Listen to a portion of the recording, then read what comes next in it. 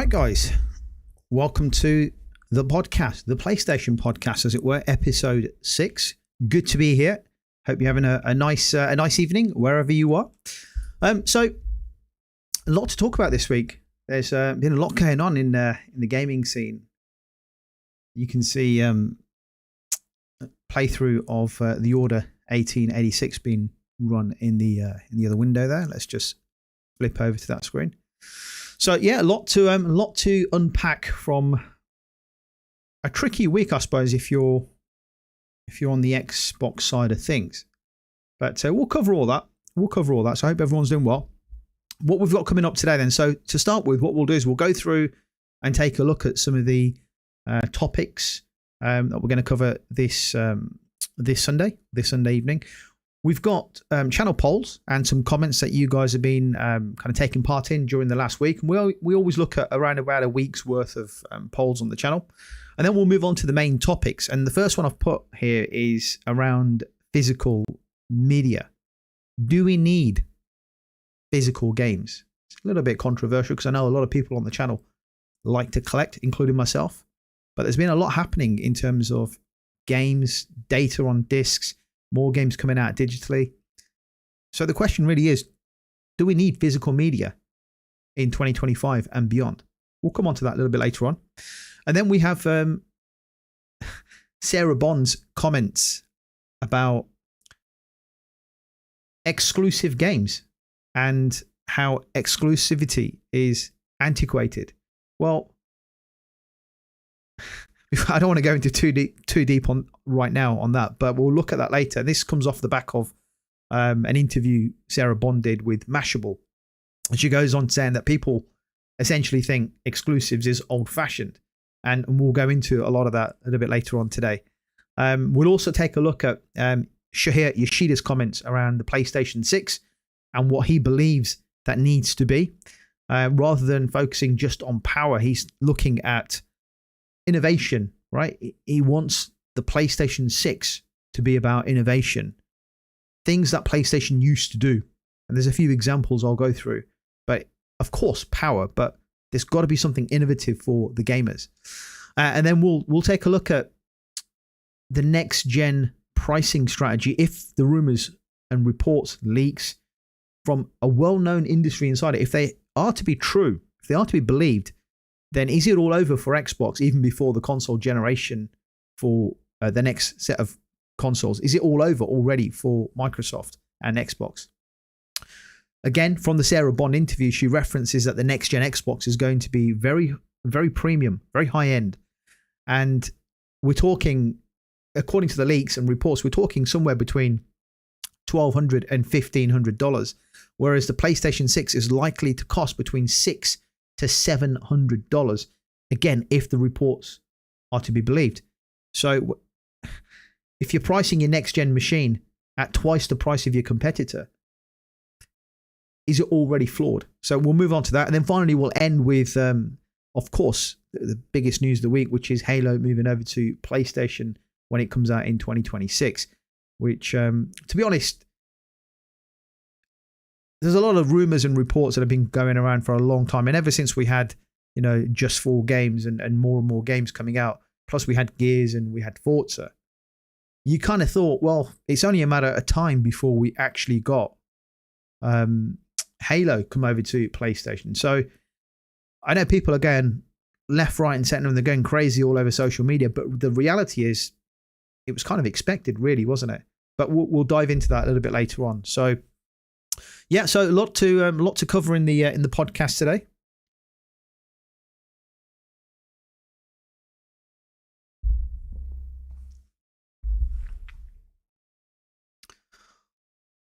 Okay, so I want to just, like I always do, a shout out to the God of War and Uncharted channel members. There you go. The names of the channel members you can see scrolling below.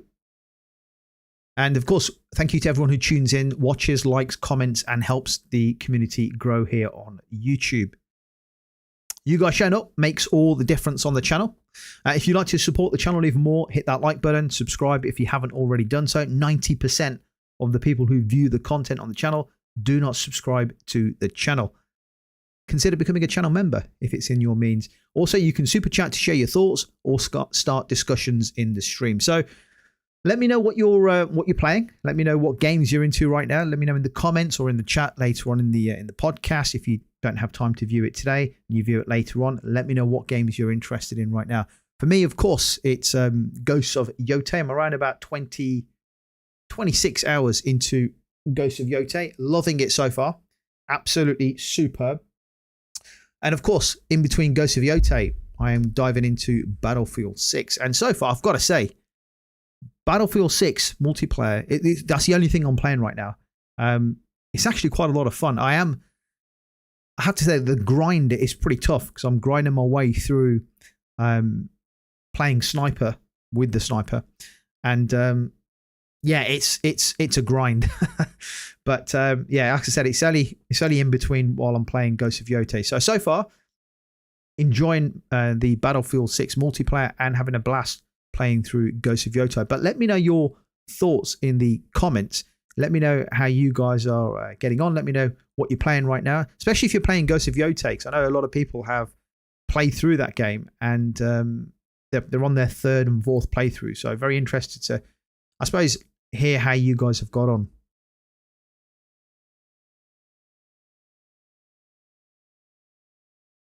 Let me know if the stream's coming through okay, or if there's any problems with the video or the sound quality. So let's take a look at the first topic then. This is around ditching physical games. So it's quite interesting, this discussion, because it comes off the back of the Xbox games that have recently come over to PlayStation 5. Now, they've obviously had some physical copies released on the PlayStation 5, but those physical games have hardly had any data on. And this is one of those topics that I think people are going to feel really passionate about, because we've all got an opinion on whether we should buy physical games, physical discs, or whether we should be into digital games. So the question really is it time we move on, ditch the digital games and just go, ditch the physical games, sorry, and move straight into digital? Are physical games just a formality right now, a collectible? Or do they genuinely still matter in 2025 and beyond? All this kind of comes off the back of something interesting with recent Xbox games that launched on PlayStation 5 with physical copies, but they had no data on the disc. You have to bear with me, guys, because I'm feeling a little bit under the weather, and I think I've got a flu coming on actually. So we'll see how we get on through the podcast. But yeah, so lots of physical games coming out from Microsoft Xbox over to PlayStation, but they don't have a lot of data on. And you think if you're buying a disc, you'd think you're getting the full game on the disc, right? But that's not the case. You pop the disc into your PlayStation 5 and it's an installer, really, isn't it? It's just an installer. So, because once you pop your disc into the console, you still have to download the entire game. So really, what's the point of even having the disc in the first place? What's the point? It's starting to feel like the disc is just like a glorified license key. And for me, that's kicked this conversation off about what's happening with physical games. What's the point of buying them if it doesn't actually contain any of the data?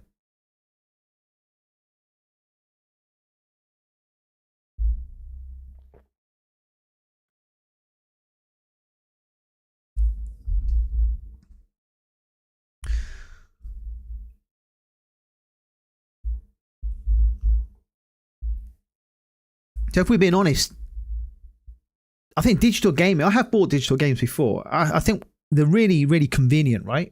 If you're talking about when games go into sale and stuff, picking up a digital game, it is really convenient. And I look at this from a convenience perspective, and I just want to focus on that for a moment.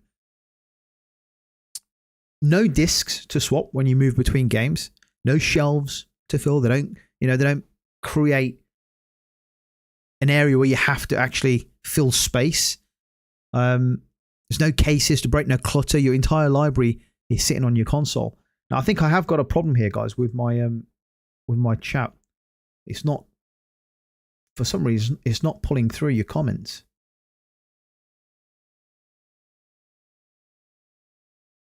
I don't know why that is. It's pulled through a couple, actually. Mark, Delton, hope you guys are doing well. I'm not sure what's going on with the chat. Well,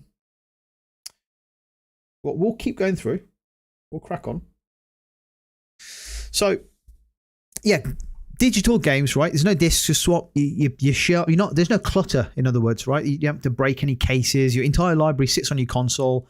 It's accessible instantly, right? There's no messing about. You can just switch games very, very quickly. You finish one game, you switch to the next one. There's no fuss. And for a lot of people, that convenience alone is the game changer, right? It's absolutely brilliant.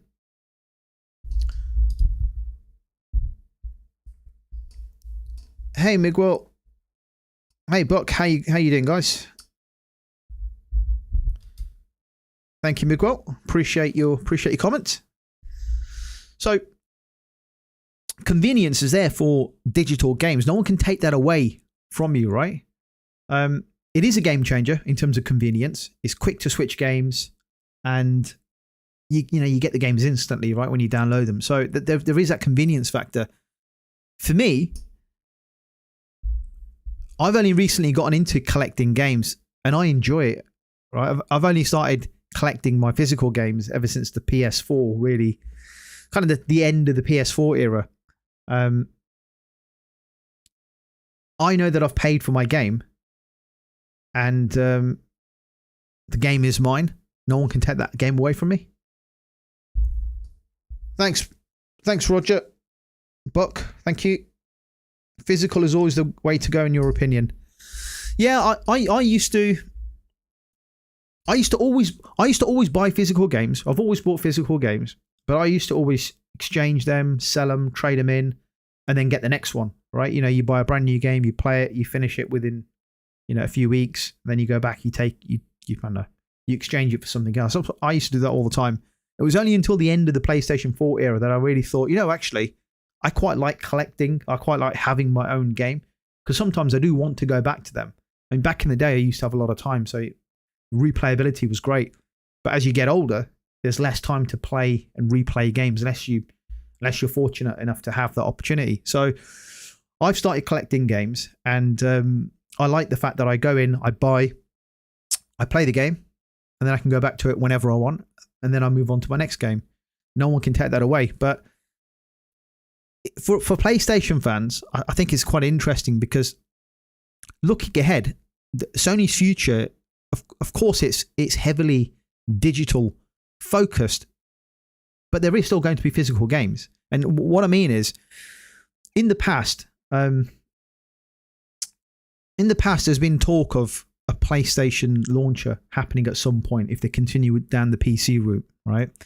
And it's going to happen at some point in the future. In essence, if you buy a game on PC, you'll require the PlayStation launcher to play it. A little bit like Xbox and you got to have like the Rockstar launcher. And each one of these companies has their own, right? EA has their own, Ubisoft and all that. So everyone has their own launcher. And I think PlayStation will follow suit at some point.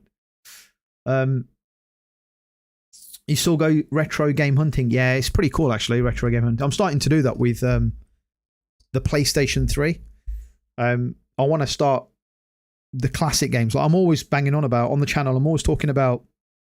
I'd love to see like Resistance remade and Killzone and all those kind of games. The great games, the PS3 era, even Metal Gear Solid 4, which is stuck on the streaming service via the PlayStation subscription services. I don't really fancy doing streaming. I'd rather have the physical game. So I am thinking about going back and doing some PS3 game retro purchases. But the problem is, with the way the modern TVs are, not all the games play really, really good on modern TVs. It is a problem, unfortunately. To Miguel, you're saying for you, it only makes sense for used games. You don't buy physical for PC. Yeah, physical games on PCs long gone, haven't they? It's all digital now, PC wise. Yeah, PC is definitely all digital. But at some point, I think PlayStation will have their own PC launcher, and then also we've got the PlayStation 6 handheld, right, which is going to come out apparently a year after the actual physical console. So whenever the rumored PS6 is 2027, the handheld looks like 2028. So all that's going to be tied together: a PC launcher, a PlayStation 6, PlayStation handheld. It's all going to be connected, right? Similar to what Xbox is doing with Cloud Play and Play Anywhere, right? They do that. And if you've got digital games, you can play those games on all of those kind of Xbox services, right? You can play them on your PC, on your console. The new Rogue Ally X, you can only play some of your Xbox games. That's quite a decent selling point, which sometimes gets missed from an Xbox perspective. Around digital games, you buy it once, you play it everywhere. I suppose that's the positive thing about the digital side of things, right? And we know the PlayStation 6 is probably going to play PS4 and PS5 games. At some point, it will play PlayStation 6 games, not straight away. I don't think the handheld will play PS6 games straight away, because that's then an incentive not to buy the PS6. So you'll get the handheld, you'll play PS4, PS5 games, and when those PS6 games go to PC, they'll unlock them for the handheld. That's what I think will happen. But I think if Sony can reach that point where if you buy your digital games and they are unified against your handheld, your PC, your console, it's an even bigger incentive to go digital, right? And that's massive. That's a game changer, isn't it, from a digital perspective? How you doing, Stephen? How you doing, buddy? So you got a disc drive for your Pro, and you've been getting more games on your disc. I really hope the PS6 does have the option to add disc drive. Yeah, I think it will. It will do. I think there's far too many PlayStation gamers that still buy physical media. I know the percentages are small and digital's getting bigger and bigger all the time, but right now there's too many gamers that buy physical discs. So I think it'll be a big mistake on Sony's part. I think Sony made like over $1 billion on physical media, so they won't lose that. They won't take that off the table. I think if we have the option to use the same disc drive, that's what we need, right? Rather than not have any option at all, 100% digital. I don't think they'll do that.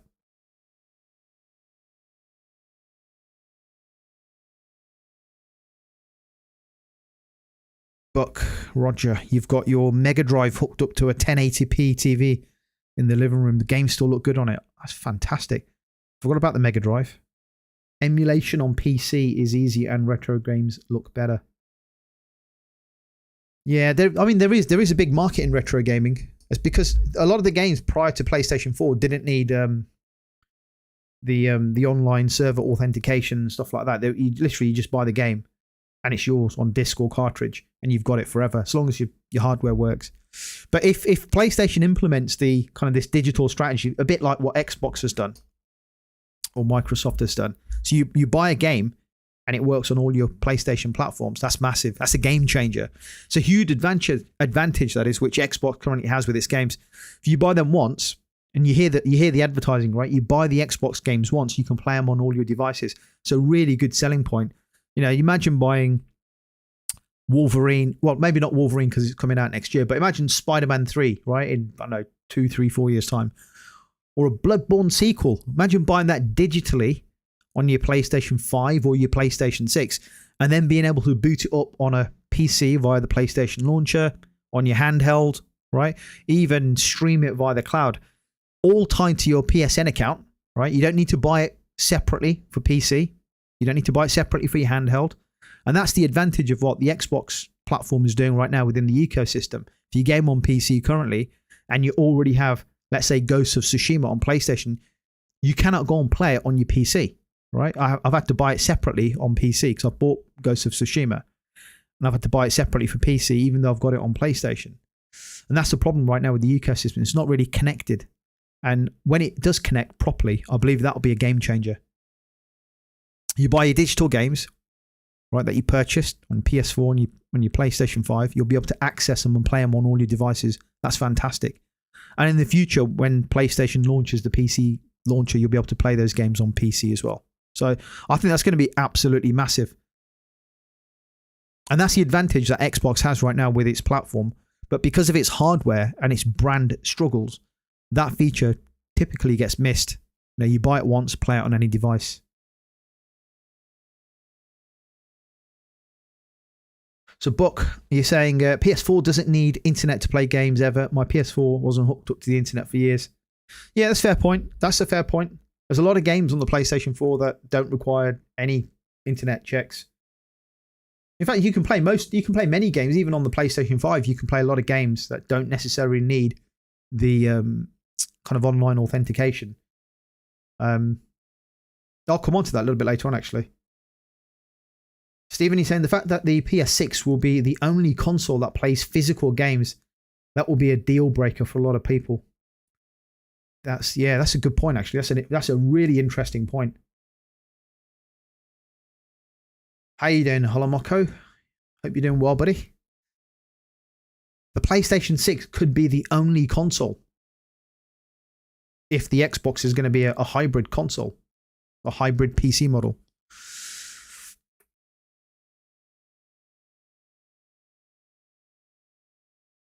So the other thing I was saying with digital purchases, right, is the other advantage of digital, because this debate's about digital or physical. Is it time we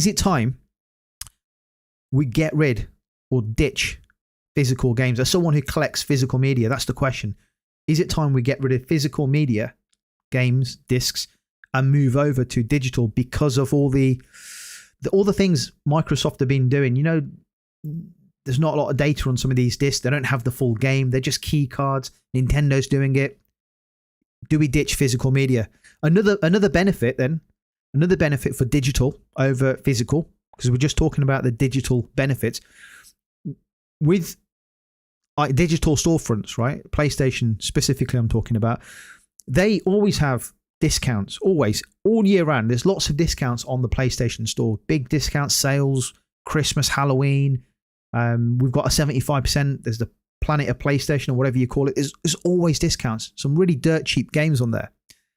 And the digital games are sometimes they're cheaper than the physical games, but not always, because I've seen, you have to check this. I know physical games are a lot cheaper. So I always do comparisons on physical games because I collect them. But you can find some really good deals digitally on the storefronts. But I can't argue with the digital sales. Sometimes I've picked up games for like a $5, you know, a $10 or a $5, and you download them instantly. But even if the games are not on sale, you know, that instant gratification of buying a game and within, depending on how big the game is, within an hour or two, you've got it. It's downloaded. It's on your system. You're ready to play. There's something about that, isn't there? You don't have to wait for a delivery. You don't have to, you know, you've bought a brand new game and you're waiting for day one, launch day, and the game doesn't arrive. It's going to arrive the next day or the day after because logistics have messed it up. You buy it digitally. You click download. Game's yours. You're in, right? Miguel, is saying Switch 2 also, yeah. Physical. Discounts and PS Plus is great, yep. Buck, you're saying the problem with digital is the prices never drop unless they go on sale. So a $70 game will always be that price digitally until they go on sale. You've got a great point there. Yeah, yeah, Alan Wake 2. I can't believe that game's they've literally just given it away with the PlayStation Plus. I couldn't believe that.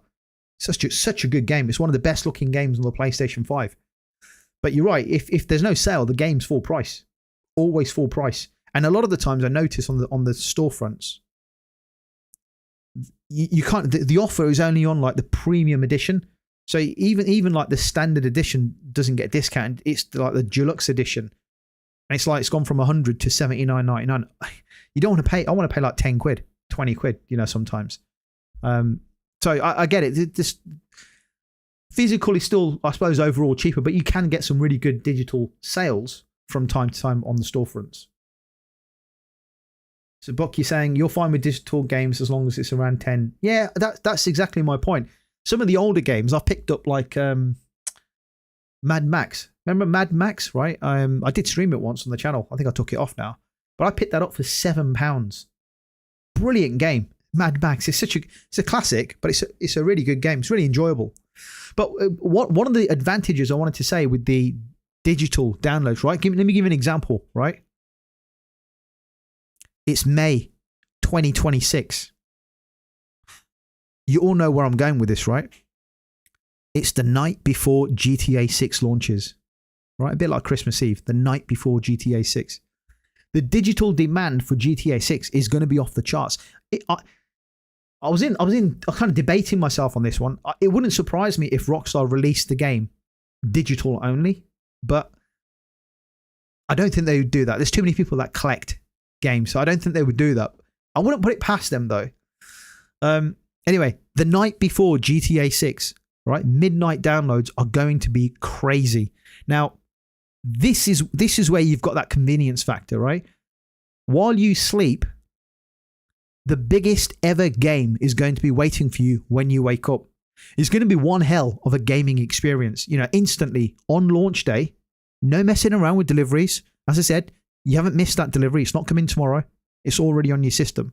You just wake up in the morning, phone up work, tell them you're sick, take the week off, go and enjoy GTA 6. What an advantage of having a digital game. Quality of life is brilliant, right? From that factor.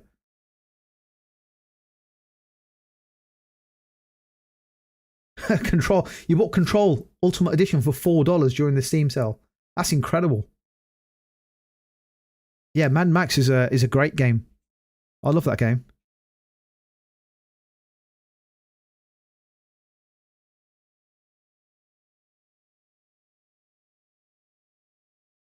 Preload will need 2 weeks. Yeah, GTA is going to be massive. But you get what I mean, right? You can just literally go on the night before, midnight, bang, hit download, or you know, whatever the process is, automatically download, and you're up and running. You wake up in the morning, the game's ready to go. You've got GTA 6. You know, that's... I'm in two minds about it. I want to buy it physically, but I might get it digitally, and I might buy the physical copy. We'll have to see. We'll have to cross that bridge when we get to it. We'll have to see what the premium edition of GTA 6 offers. So, quality of life with digital as well. Things like cloud saves, early access your account anywhere, play your game anywhere. You don't have to worry about scratching the disc.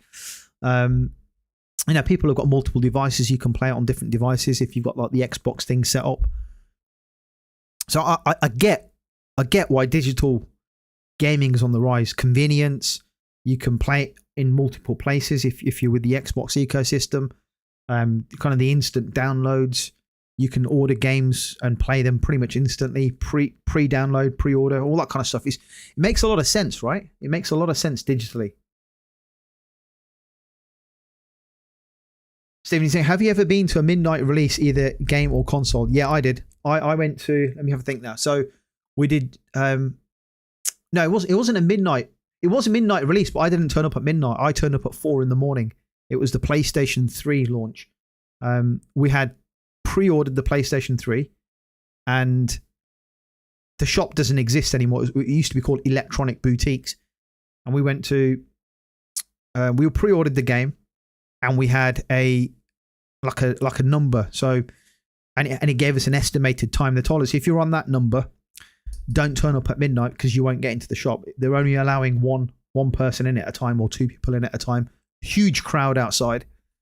So we were roughly around between 3 and 5 a.m. So we turned up at 4 a.m. And around about 4, 5, 6 o'clock in the morning, I picked up the PlayStation 3. That was brilliant. All the GTA games I bought from the shop directly, and they were massive queues. I mean, literally, you had to queue around the block to get it. I'll tell you what, if you've never queued up for either midnight launches or the launch of new consoles and brand new games from a shop, there's a whole era there. There's a whole generation of just incredible experiences that people are missing. Yote preload was a week. Really? Seriously?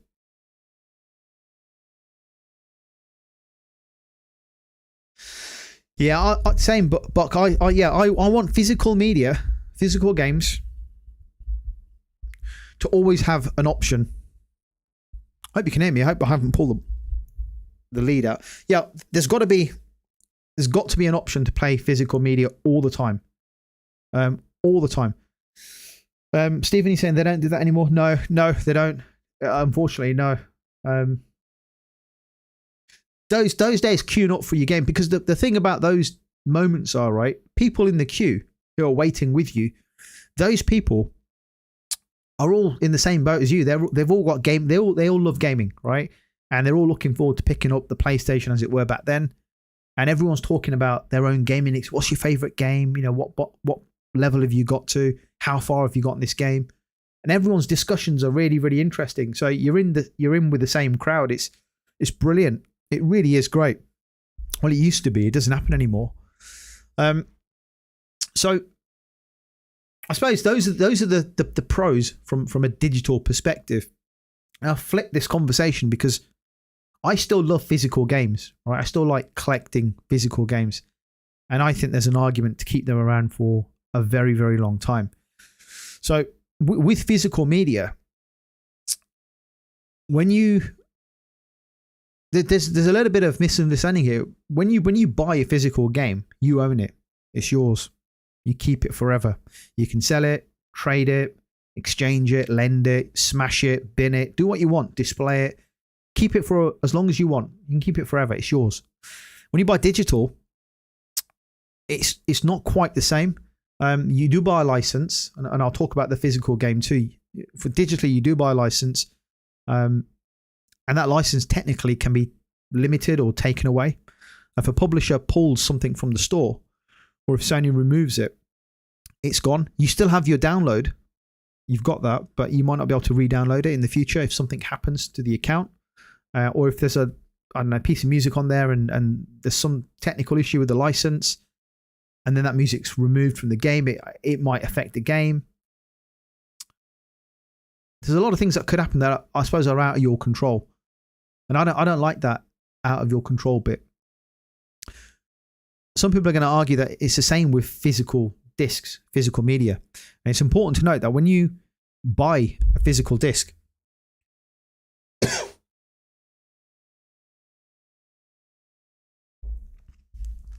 when you buy the physical disc, you don't actually own or buy the intellectual property. That belongs to the publishers and the developers. You don't buy the game code. That doesn't belong to us. What we buy is a license to use the software stored on the disc under certain conditions. But this is where the confusion comes from. We do own the disc. That's ours. We purchased that. We paid cash for it, right? So that's ours. And the ownership of that disc gives us perpetual access to the game data stored on that disc. So access to that disc forever, and unlimited access to the data on that disc forever. So practically speaking, we can play that game indefinitely. So long as the hardware that supports the disc works and is operational, we can lend that game to a friend. We can exchange it, trade it in, do whatever we want with it. But the game is ours to use forever. Now, we don't have the copyright to distribute the game or anything like that. We can't copy it, modify it, redistribute it. All that kind of copyright stuff still applies. And there are things like guarantees that if the game updates or has any kind of server side issues, there's no guarantees the servers will last forever. There's no guarantees that things that might support it online will last forever. So offline, you can play it for as long as you want. But if you do connect to the internet with that game, there might be some restrictions. But technically, we own the game forever.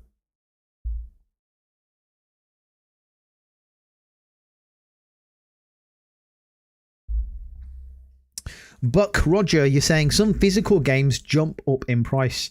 I have a few rare PS4 games, as long as they don't make more reprints again. It's interesting you mention that, because I was looking at there's a Killzone trilogy pack, which I think you can check it out on eBay. I think CEX in the UK have it as well. It's quite expensive. I don't see that going down in price. I mean, the last time I checked, it ranged from 75 to like £150. So, but if you buy the games separately, of course, you can get good deals on the first 3 Killzone games. Not Shadow 4, because that was out on the PlayStation 4, but the ones that came out on the PS3 and earlier. So when it comes to the removal of digital content, we've seen that happen before, haven't we? We've seen games that have been delisted, right? We've seen kind of tracks, musical scores being taken out from games. We've seen storefronts closed down during the PlayStation 3 era, right? And we also had the PS Vita stores that were almost shut down. And it was a big wake-up call for a lot of people who relied on their digital games from the PS3 and the PS Vita era. And it kind of made people realize, actually, we better start buying physical games, because if someone shuts these servers down, our games are gone forever. So when you buy a disc, you get that sense of security, I suppose, as well. And digital doesn't give you that security. It doesn't give me that security. It might give you that peace of mind, but it doesn't give me that peace of mind, unfortunately.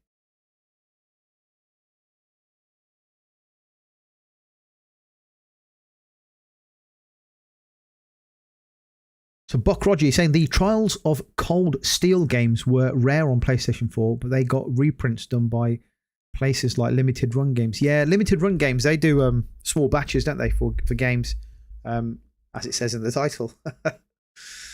So that's interesting then. I mean, the games like that, they'll be worth a fortune in the near future, especially if games eventually do stop being made physically. Any disc-based game will be worth an absolute fortune.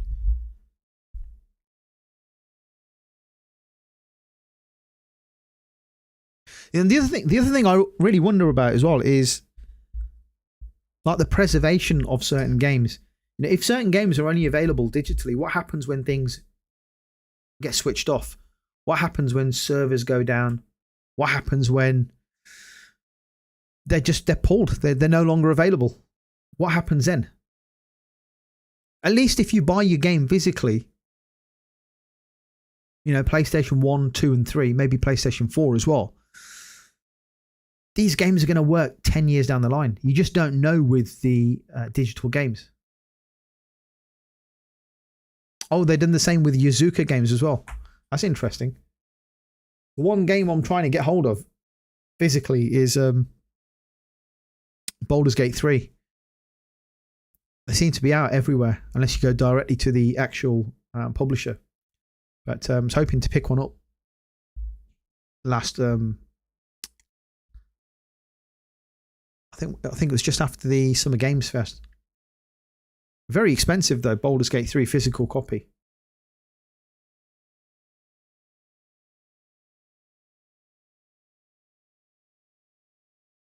And the other thing about physical media, physical games, right? A lot of people, I used to do this, I've stopped doing it now, but you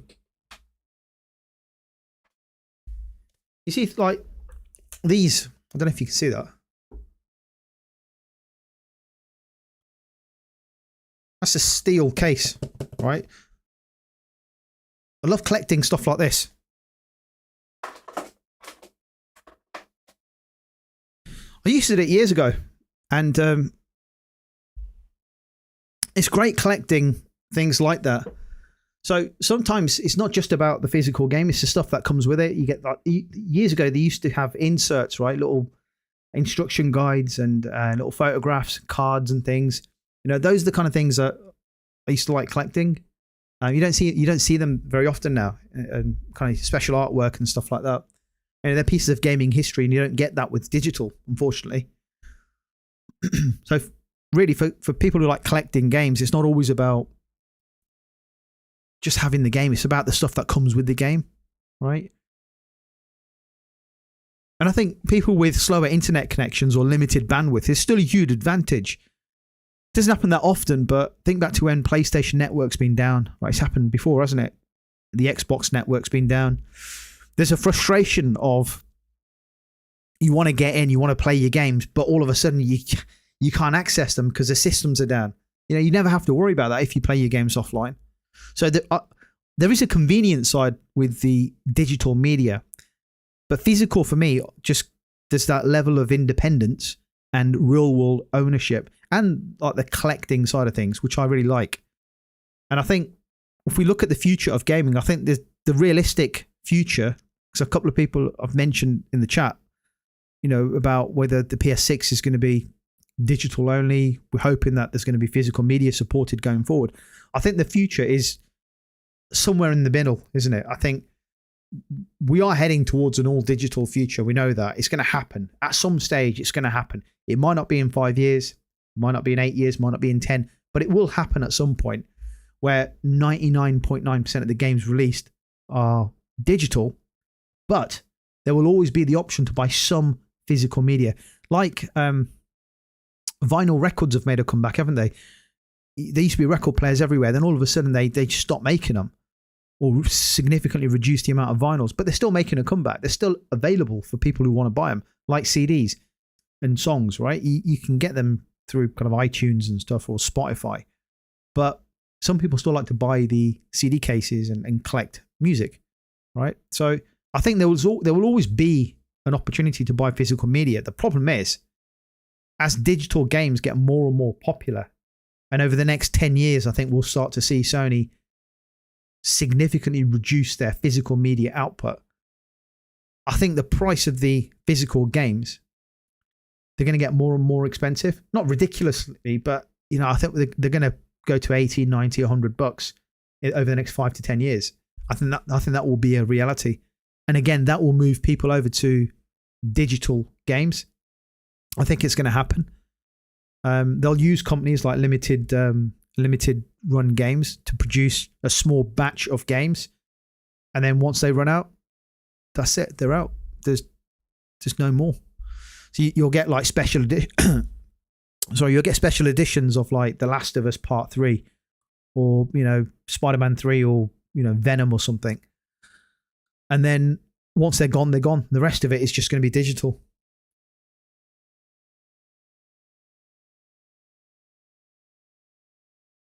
Yeah, exactly.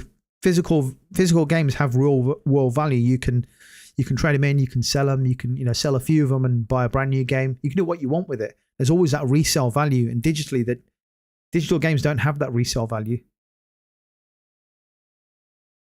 I wish they did set up something like that. If you buy a digital game, you can sell the digital game to someone else, and the platform holder, in this case Sony, would make a small cut from your sale. So if you bought a digital game, actually it's a great idea, isn't it? If you bought a digital game, let's say you bought Battlefield 6 digitally, right? And you've had it for, 6 months, and you wanted to sell it, you can sell your game digitally for whatever price you stipulate on PlayStation Network, and you can sell it to someone else. And they get it. They get a cheap version of the game, and Sony makes a cut. I don't know if it will ever happen, because you can then undercut the other. You can undercut EA, right? So I don't think they would do that. But physical games have a resale value. It's worth something physically, so you can actually trade it in, get money back, and so on. But yeah, it's an interesting debate about physical and digital. I just think listening to people talk about the data being available on the Xbox games coming to PlayStation just got me thinking, what's the point of buying the disc? What's the point if the game, there's nothing on the disc, practically nothing. I think the last game had like 1.3 gigabytes. So Outer Worlds 2, right? It was Outer Worlds 2, 1.3 gigabytes on the disc, and then you had to download 74 gigabytes. The issue isn't downloading 74 gigabytes. Everyone in this day and age has got internet access. That's not the issue. There's nothing on the disc. It's a worthless piece of product. It means nothing. Yeah, I don't think publishers will do that, Buck. I don't think publishers are going to allow people to sell digital games, because it allows us to undercut the value that the publishers would have them for, right? So and they would lose a cut of the sale. So I don't think that just wouldn't happen, unfortunately.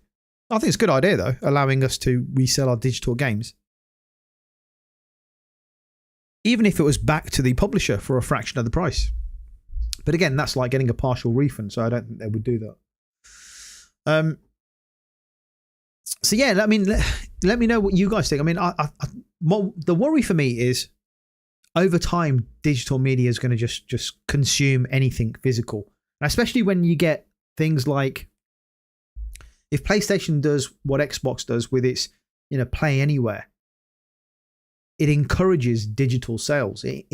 If you could play your PS4, 5, and 6 games on your PS6 handheld, your PlayStation 6, and your PC, that's pretty. It's a pretty good deal, isn't it? It's pretty attractive. If you had the opportunity to play Spider-Man 3, right? If you had the opportunity to do that, or the next God of War, the big God of War game, not the Metroidvania game, but if you had the opportunity to play the next God of War on handheld, PC, and PlayStation 6, I'm tempted, right? But it means you don't buy the physical game; you have to buy it digitally, unless you double dip and buy both. So it is attractive to buy it digitally.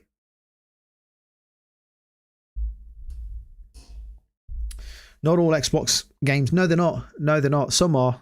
And I think people were complaining about the Rogue Ally X doesn't play all the Xbox games, even though it's been branded as an Xbox. So yeah, you're right there. Yeah. It's an interesting debate if that's how it's going to happen, because I can see why more people will be attracted to digital games. That's all. As I say, I do like the idea of playing your games on any device. I think that's really interesting. I don't typically buy digital games, you see, unless they're really, really cheap, or unless they're an annual release like a FIFA FC 25, 26, whatever it's called. I bought Battlefield digitally because it's mainly multiplayer, but single player, I like to buy and collect single player games. So for me personally, I don't think I could go down the route of digital games. Not like that. Not to the extent where I completely ignore or phase out physical. I don't think I'd be able to do that. Just me personally speaking.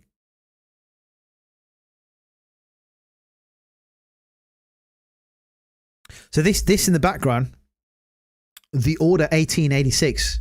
I had a blast playing it. I had a really good time playing the game. It's such a shame that they never got around to doing a sequel for the game. It is my kind of game, I have to admit. So Buck, you're saying Halo Master Chief Collection isn't play anywhere. Gears of War wasn't on PC, or at least not the older Gears.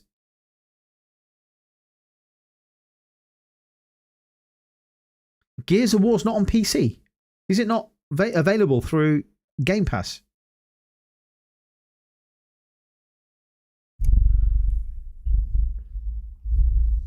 I'm surprised at that. I thought all the Xbox games were available on PC. I mean, I don't play Xbox. I haven't, so I'm not really. Maybe I'm not in the best place to really comment whether it's available. I just assumed with all the marketing, you play their games everywhere. I assumed you'd be able to play on PC too. So that for me, so that really there is my argument for why digital's looking more attractive. And is it time to ditch physical? Personally, I'm not going to ditch physical. I'm always going to buy physical. But I think the opportunity, if it presents itself, where you can play your digital games on multiple platforms, it's going to make it very tempting to not to buy digital games, I think. Stephen, you're saying you like the Order, played it multiple times, and it looked and still does look stunning. Absolutely agree. Yeah, I had about 2 playthroughs more recently on the PlayStation 5. That was last year? Yeah, on the PlayStation 5. I didn't play it on the PlayStation 5 Pro. I played this last summer. That's just a full playthrough that I put together. It really does look good, considering, I played that in 2024, but in 2025, the graphics still stand up really, really well. Yeah, really, really disappointed that it never got a sequel. Buck, you're saying, yeah, through Game Pass, yes, but PC Game Pass isn't the same as Xbox console version. Right, okay. Interesting. That's really interesting that you don't get the same games on both PC and the console version.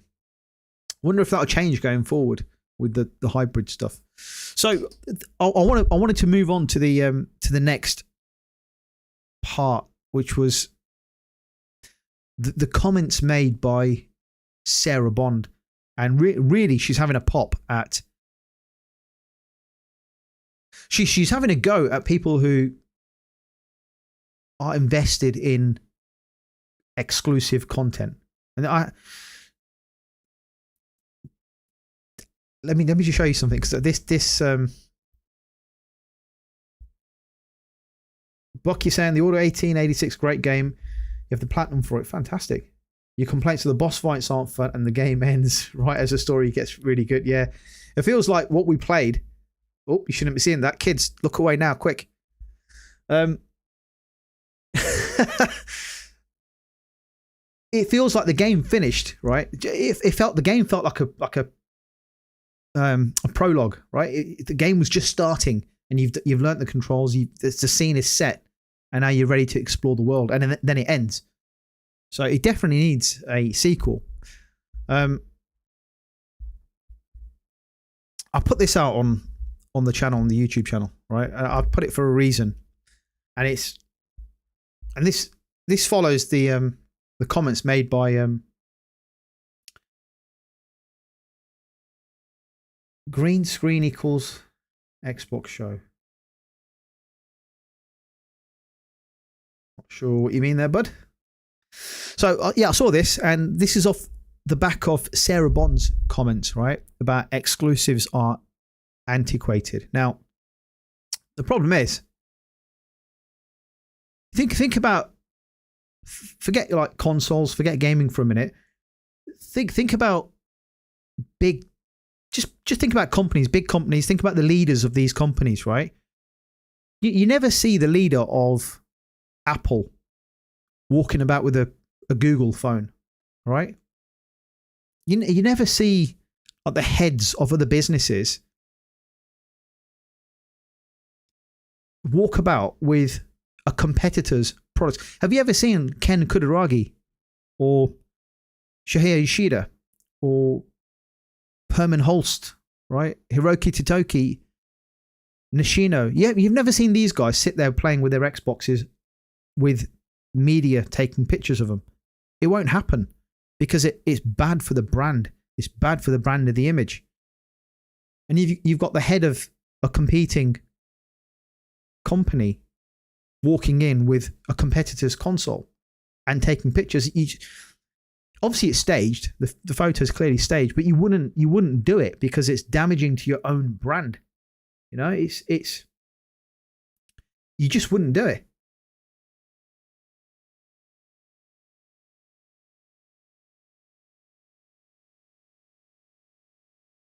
So, Buck, you're saying exclusives are like air. They're only important when you aren't getting any. Well, look, here's my take on exclusives, right? Well, let's have a look at what Sarah says first. Sarach Bond's perspective with exclusive content. So, again, this is going back to the Mashable interview. And she goes on to say, right, we're really seeing people evolve way past that. And she's referring to exclusives on consoles. The idea of locking it onto one store or one device is antiquated for most people. So the idea that exclusives are antiquated, I don't get her point. Exclusives are not antiquated. Every industry has their exclusives. Every industry has their must-have product, which is available with that company. It's available within their ecosystem.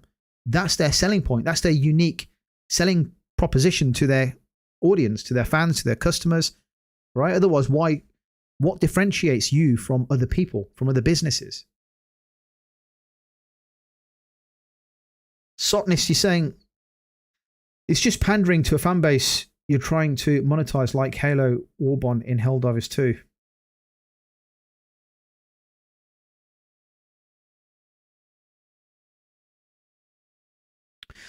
I think not essentials. I think exclusives are key. I think they're crucial. It's crucial for a platform, right? The exclusives have always defined a console platform, whether it's Xbox in the past, Nintendo, or Sony, right? They've always defined what that platform is about. Like I said, whether it's Nintendo, back in the day, Mega Drive, Sega, right, with the Dreamcast, obviously PlayStation, but Xbox is saying, or Microsoft is saying, that era is over, right? Exclusives, I think, are still essential. I think they drive creativity and innovation.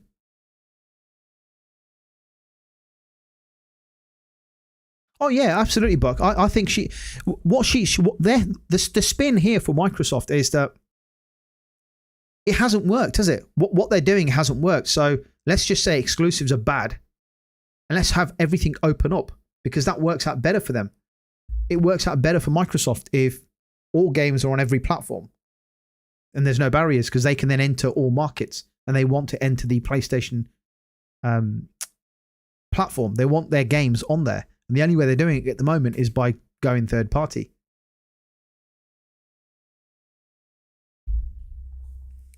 I want to look at both sides, right? Exclusives, good or bad. I want to look at both sides.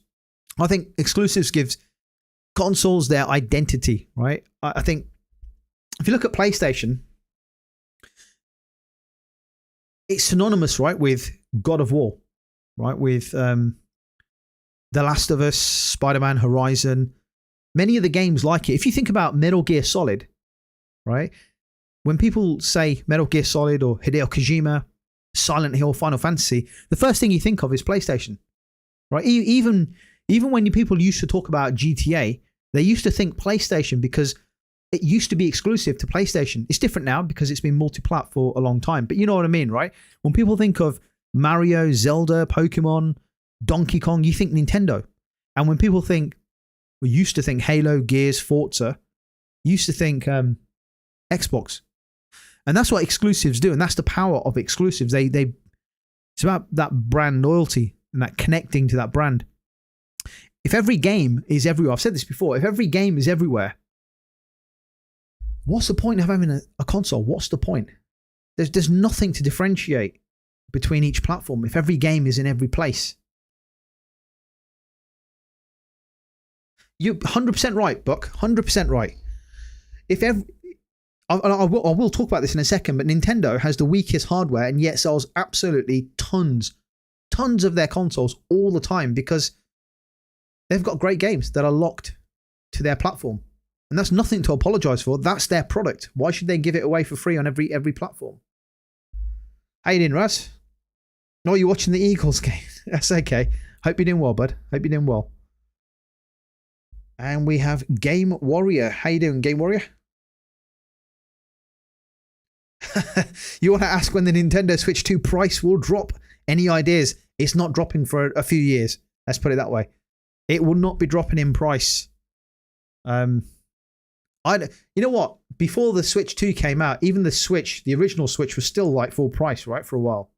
It was only as we got closer to the announcement of a release window for the Switch 2 that we started to see maybe some reductions on the original Switch. So I don't think the Switch 2, again, going back to exclusivity, I don't think there's a reason why Nintendo would reduce the price of the Switch 2. It has no reason to.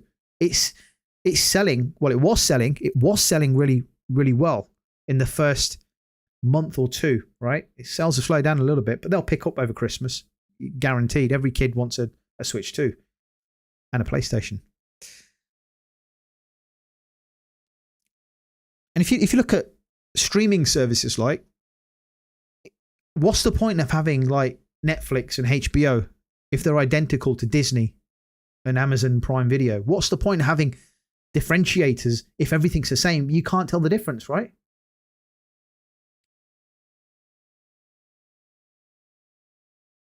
Yeah, Raz, you're loving Nintendo, you're loving their games, and that's why you're buying a Nintendo, right? You're buying it because you can't get Zelda, right? You can't get those games anywhere else, so you have to buy the Nintendo. 100% right, Stephen. If you go to their, I remember this because I bought my lad an original Switch, and Breath of the Wild had been out for about 3 years, maybe 4 years, and it was still full price. Most of their games stay full price. They hardly ever go into sale. Occasionally they might drop in sale, but there's no reason to. There's nothing on the market that competes with what they do.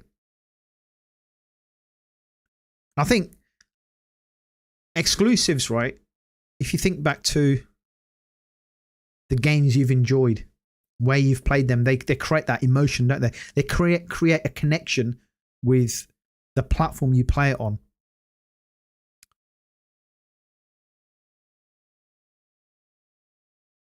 Think about when we talked about it earlier, right? When you went to queue up these midnight launches or early morning launches, or whenever you waited and queued up, you got your game, you finally played it, you enjoyed it. Those childhood memories, they create that loyalty with the brand, and you stay with it for years, provided they provide the games for you. And the other thing about exclusive games, right? It's good for developers too. If you think about, and we still talk about it nowadays. Think about what Naughty Dog did with the Uncharted games, right? Going back to the PlayStation 3, Uncharted 2 still looks good today in 2025. And these developers, we know Naughty Dog are a great group of developers, but developers can get a lot out of a game and have it really optimized if they focus just on one platform. And that's down to how exclusives are handled. They squeezed every drop out of the Uncharted and the Last of Us games on the PS3 and the PS4 platforms. And it's not, I don't think they would be able to do that if they'd have to make those games for other platforms, multiple other platforms. Yeah, Uncharted 2 is one of the greatest of all times. It's a phenomenal game, and it still looks good in 2025.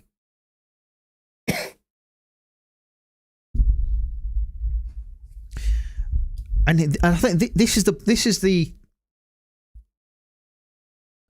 issue with some of the decisions, the strategy, the direction maybe that Xbox has been going in over the last few years. Actually, the exclusive games, right?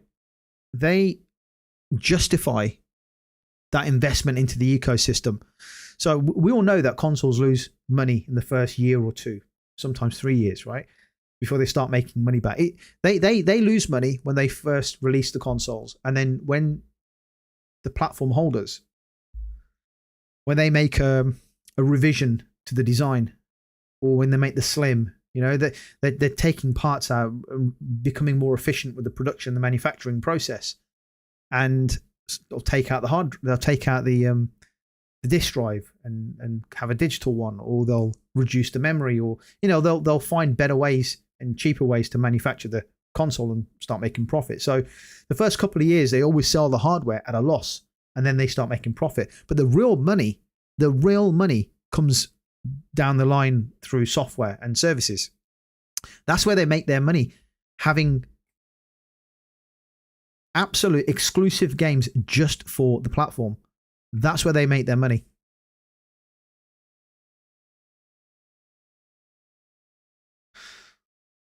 So Sotnist, you're saying exclusivity has always produced great games and good money directly or indirectly, but is slowly fading either way. Yes and no. I would say yes and no. Exclusives will drive the platform forward. Exclusives, how we used to have them before, that's fading away. You're right. Exclusives like the PS1, 2, 3 era, maybe part of the PS4 era, that kind of console exclusive is fading because some of those games are heading to PC. But they're still going to be around. PlayStation will have console exclusives, but I think over time they'll probably be limited to a period of time. So maybe a year or two, and then they hit PC. But I wouldn't expect those games to come out on any other platform. But you're right, in terms of true exclusive to the console, I think maybe those days are long gone, especially if PlayStation is making money from releasing those games onto the PC platform, which we know they are. They're making tons of money with Ghost of Tsushima. Spider-Man's done well. So yeah, but then again, Demon Souls remake hasn't come out onto PC. Gran Turismo, none of the none of the Gran Turismo games have ever hit PC, and PlayStation's made over 100 million sales, 100 million copies sold of Gran Turismo. So there is a case that some games will hit PC, but it's always a case by case scenario. But true PlayStation console exclusives, it's not like how it used to be, because they are factoring in PC as part of the strategy going forward.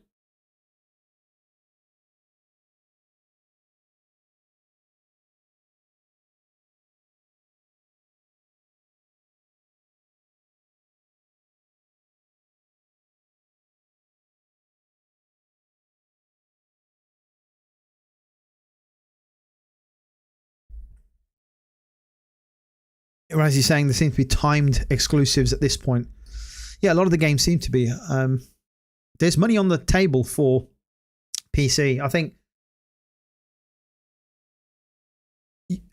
Sony needs a reason for people to buy the platform.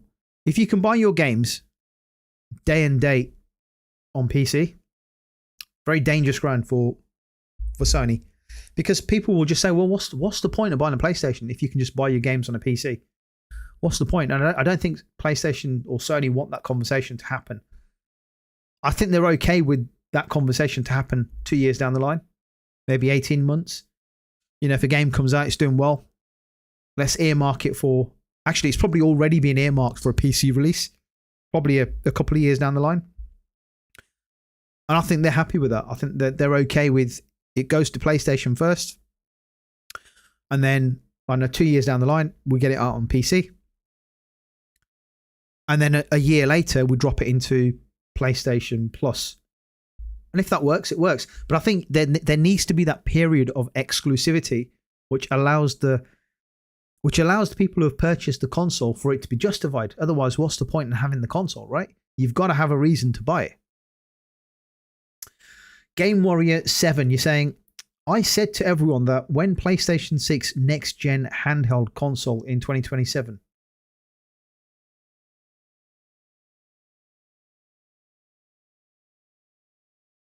And he's saying no one's going to buy a Nintendo Switch 2 because PlayStation 6 handheld console will be 3 times more powerful.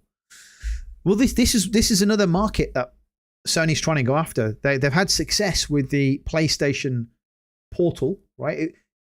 I don't want to say it was an experimental device, but it really was, because Sony hasn't had a handheld for such a long time. So they've released this Portal, and it hasn't impacted PlayStation 5 sales, because you've got to have the PlayStation 5. When it was launched, you had to have the PlayStation 5 to be able to use the Portal, right? It ran via remote play. And I know now you can play some of the games, I think, through cloud and through PlayStation Plus. So those features that Sony are trying, they still work, which is fantastic.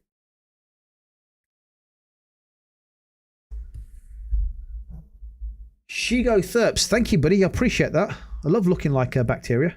Cheers, bud. Appreciate your comment. Sotnish, you're saying they have to be very strategic and conservative. He's saying the paradox, Microsoft can afford to be full multi-platform and let hardware be niche. Every time Sony does a PC release, it's playing with fire because the console business is their whole foundation. Yeah, so PlayStation is their entire... It's the biggest chunk of their business. It makes more money than all of their other business segments. So they can't afford to take the risks and gamble dropping in games to PC day and date, because if it affects the sales of their console hardware, there's going to be a problem. There will really be a problem for them. They've got to be really wary about that. I think there's a case to have some of their games release onto PC at some point. If the sales start drying up on consoles, they're not seeing that. They've done a couple of reductions and it's kind of steady. Maybe then that's the time. Maybe that dictates when they release on PC. So it's nothing set in stone, but at some point they know they're going to have a PC version of the game. Raz, you're saying as long as Nintendo maintains the exclusives, They will always stay relevant. They're the longest running console. Yeah, exactly. Yeah, they do have the longest running console. PSP is amazing. Still your favorite handheld. I love the PSP. Buck, that was a fantastic handheld. But Raz, you're right. There's a reason why Nintendo's been around. And there's a reason why Sony's always had decent selling consoles every generation, because the only place to start with when those games come out on PlayStation that's the only place where you can play these games. And at some point, yes, they might go on to PC, but when they launch, you can only play them on a PlayStation console, which makes it relevant.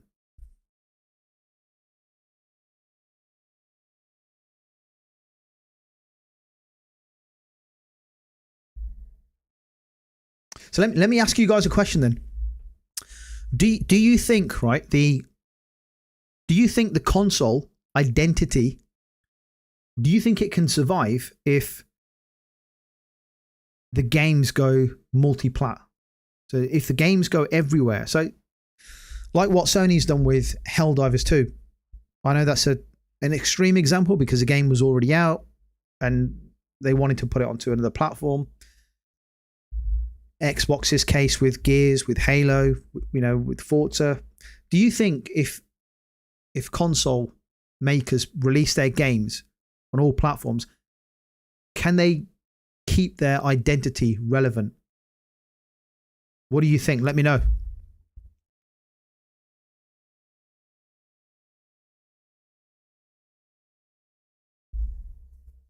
So Sarach Bond of she's the president, right, of Xbox. Okay, so she says consoles, the idea of exclusives are outdated, right? That's what she says. But when your consoles haven't been selling, and Xbox has struggled this generation, the Series X is powerful, but the sales just don't reflect it. And rather than fix the core issue, so you've got a powerful Series X, we're not selling the consoles, but rather than fix the issue, which is the lack of must-have exclusives only available on the console, giving people a reason to buy it, they've reframed the argument, haven't they? They're saying, well, maybe exclusives don't matter. They're only saying that because they're not selling any games or consoles. And they believe if they regurgitate that statement enough times, people will actually buy into that philosophy. And they're hoping they can convince Nintendo and Sony to open their doors by putting their games everywhere. They obviously don't know Nintendo and Sony that well, do they? I mean, these guys have been in the console business for decades. And they've been doing it for a very long time. And there's good reason why they still lead the markets.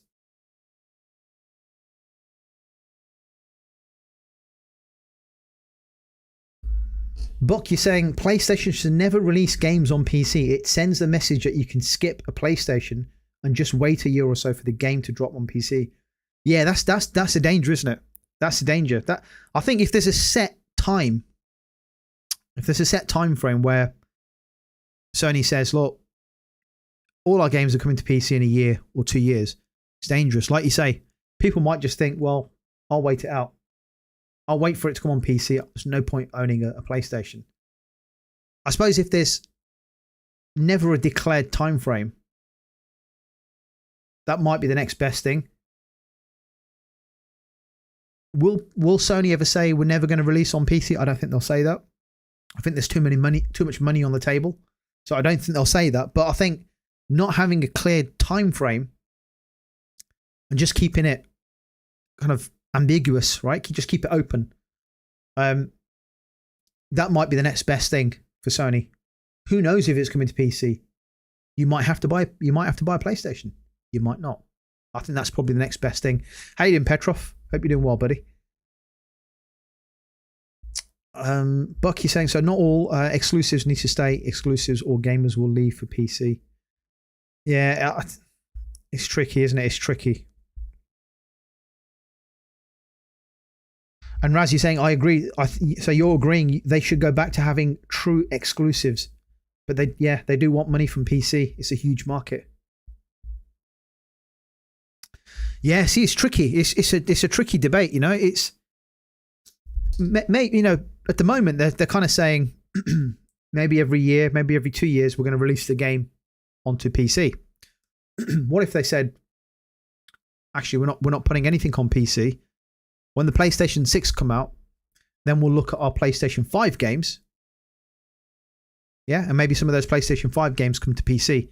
But when the PlayStation 6 launches, no PlayStation 6 game will hit PC. When the PlayStation 7 comes out, who knows when, 7 years time, 9 years time, then some of the PS6 games hit PC. So basically, last gen games go to PC. That could be another way to look at it. So you got so the current generation of games never hit the PC, never go to any of the platforms, but the older generation games can be released onto PC to try and generate additional revenue. Maybe that's just another way of looking at it. Thanks, Sotnis. Thank you. Yeah, good conversation. I think it's a very interesting conversation to have about exclusive content.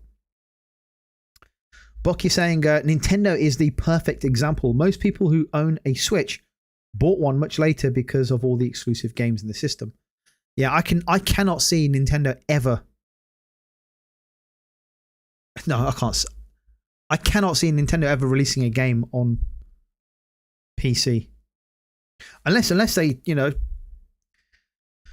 unless they completely change the organization's culture, because it's not just strategy. This is a culture thing with Nintendo.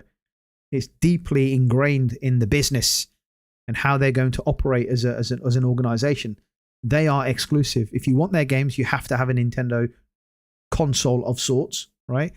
And once you have their console, you can play their games. It's a shame though. I mean, if they had a Nintendo PC launcher, you could play all the Nintendo games, the retro games on your PC. But again, I just don't see that happening.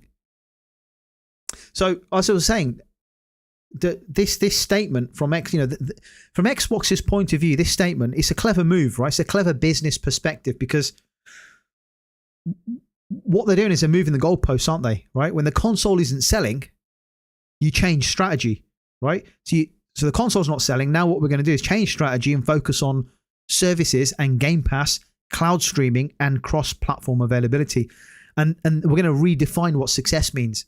We're going to do that by not talking about how many consoles we're selling, but by how many subscriptions we have and how many users we have on the platform, right? It's a digital ecosystem strategy. And sure, it does make sense for long-term scalability, right? It does make sense. But does it inspire people to buy into the platform? Does it inspire people to pick up hardware for the platform, knowing that actually hardware is not really the focus? I don't think it does. Some of Xbox's best games, if you think about just kind of recently, Starfield, Gears has always been up there, Halo, Doom, Forza, right? These games, certainly the way everybody was talking about Starfield, that's supposed to be a system seller. It was supposed to be game of the decade, game of the generation, right? That's all I heard for like months. Game of the generation. But when you can play these games on PC, right? And there's a lot of people out there with powerful PCs. When you can play these games on a PC or even stream them to your phone, you don't have an incentive to buy a console, do you? So Raz is saying to you, tentpole titles should stay exclusive. Gran Turismo, as I mentioned, but also God of War, Spider-Man, Last of Us, Uncharted, they should be PlayStation only. Yeah, I think there's a really good argument for that. I think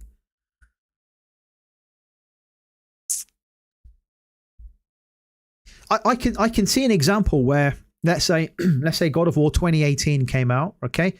Brilliant game, everyone loved it on the PlayStation.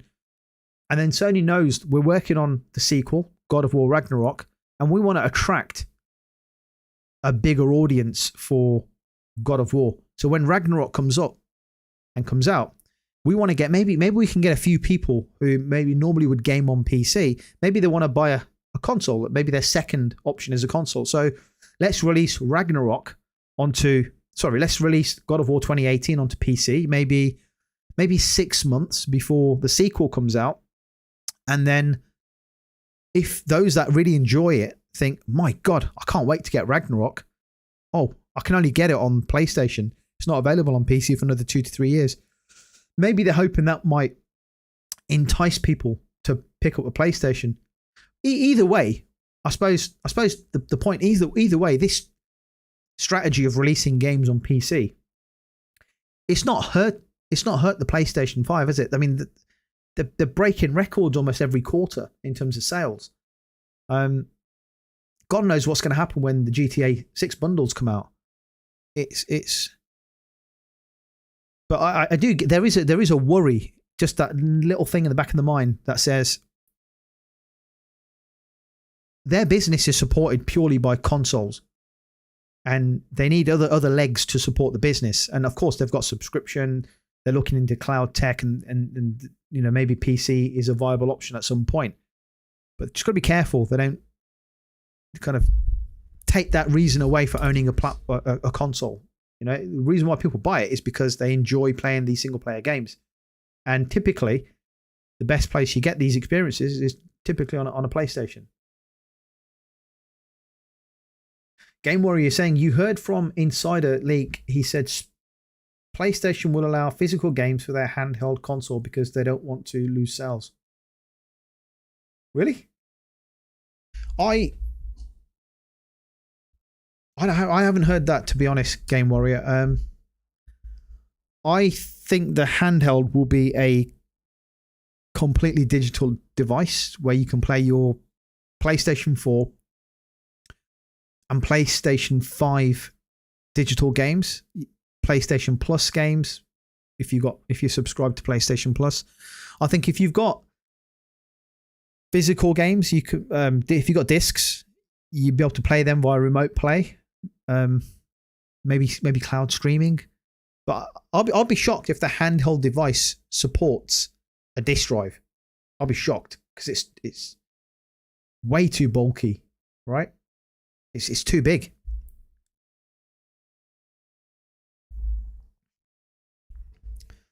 Buck Roger, you're saying you got a 5070 Ti powered PC, so if I wanted to play any Xbox games, you could.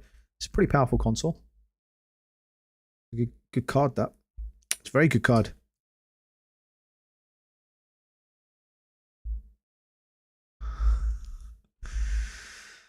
Petrov, you agree? Stop PS6 ports to PC.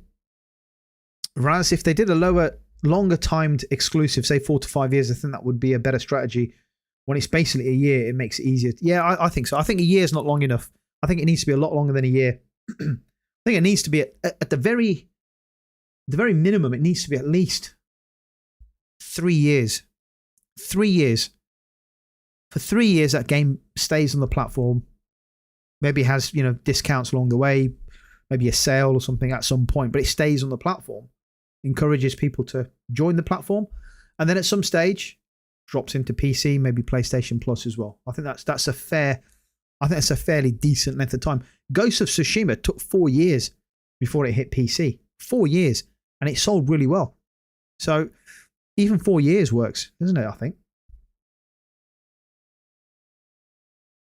So Game Warrior, you think the PlayStation, excuse me, you think the PlayStation handheld is going to have cartridges, really, like the Vita? I'll be surprised. I think it's going to be set up more like the Portal, where it's just a digital device. But hey, I'm open-minded. We haven't had, nobody knows, right, apart from the guys at PlayStation. So I doubt it will have cartridges. But let's see what happens. Sotonist, you're saying, I know they want to have a PC store, trophy system, overlay, etc., so they can be on PC, maybe even PS Plus, and more cloud, etc. I think PlayStation will have their own PlayStation launcher on PC. So everything's contained within that ecosystem. Yeah. So, like you can track data, you can track people, you can collect your trophies and all that kind of stuff. But it's all done on the PlayStation account, whatever that launcher looks like going forward. I think that's where it's going to happen. So as I was saying, I think if Sony had a similar strategy to Xbox, where they release Ghost of Yotei on PC, PlayStation, Xbox, and you could literally play anywhere from day one, PlayStation becomes redundant overnight, right? From day one, they're gone. if that happens. So there's no reason then to own a PlayStation if they start releasing games day and day onto other platforms. So I don't think that will happen. And the longer that gap, we've talked about it a second ago, the longer that gap happens from releasing a game on PlayStation before it hits PC, the longer that gap, the better it is for the PlayStation ecosystem. And, you know, look, if you think about it, that's what's been happening with Xbox, right? It's the realization you don't need an Xbox to play the games. All right? The desire to buy an Xbox over time has been eradicated. You just don't need it. What Xbox should have done with all their acquisitions, I know this is probably, you know, it's a bit too late now, but what they should have done was where games were only available to buy on the Xbox platform, right? If you wanted to play Indiana Jones, Forza, the next Halo, not Call of Duty because there's a deal for Call of Duty, right, as part of the Activision acquisition, but the rest of the games, if you wanted to play them, you buy them on Xbox. Full price, you buy them. It's not on PC, it's not on Game Pass, it's not on Nintendo, it's not on PlayStation. If you want to play any of those games, you have to buy them on Xbox. You can't play it on your mobile, your laptop, your fridge, or your dishwasher. You've got to buy to play. And that straight away sends out a message, right? Some people are going to say, actually, I'm going to wait until it drops into Game Pass. And that's where Microsoft needs to be clever, because as we talked about it with PlayStation, no game is set in stone. There's no time frame for when that game lands into Game Pass. Each game is determined by a case-by-case scenario. Therefore, some games may land in 6 months on Game Pass or on PC. Other games could take a year or two. Every game is a case-by-case scenario. Eventually, the games will come to PC and Game Pass. But at some point, people are going to realize that if you want to play these games day and day, you've got to pay for them. You've got to buy them. That's what Microsoft should have done with their games. Give everybody a chance to buy them at full price.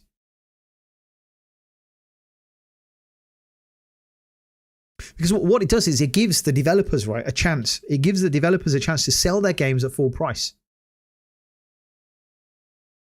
Right? And it ensures the studios are rewarded sufficiently from the game sales. Right? Developers are also forced to make games that work day one rather than games that are patched from Game Pass. Right? It strives people to aim for a higher quality bar. Right? And developers are rewarded in turn with sales, bonuses, I know, profit sharing, whatever their system is for making a bit more cash if a game does well. If Microsoft had that approach, they'd be in a much healthier position. They could still have games like Call of Duty on multi-plat, right? Big online presence. You can still go multi-plat with that kind of stuff. They do it with Minecraft. It's on every platform. So those kind of games can still be multi-plat. But they would have also ensured that they're generating cash from their game sales that they've placed within their platform. They're selling games at full price. They would have kept brand loyalty by keeping those games exclusive to Xbox. Certainly for the first 2 or 3 years. They would have seen an increase in hardware sales because those games were only available on that platform. And remember, Netflix, right? Didn't they use that example of Netflix? Game Pass was going to be the Netflix of gaming, right? They were going to drag Sony and Nintendo kicking and screaming, offering similar services. Even that failed. So where I stand with this Sarach Bond statement, like the Xbox's anti-exclusive stance, it feels less like a vision and more like a necessity, right? So response to seriously declining hardware, not leading the next phase of gaming.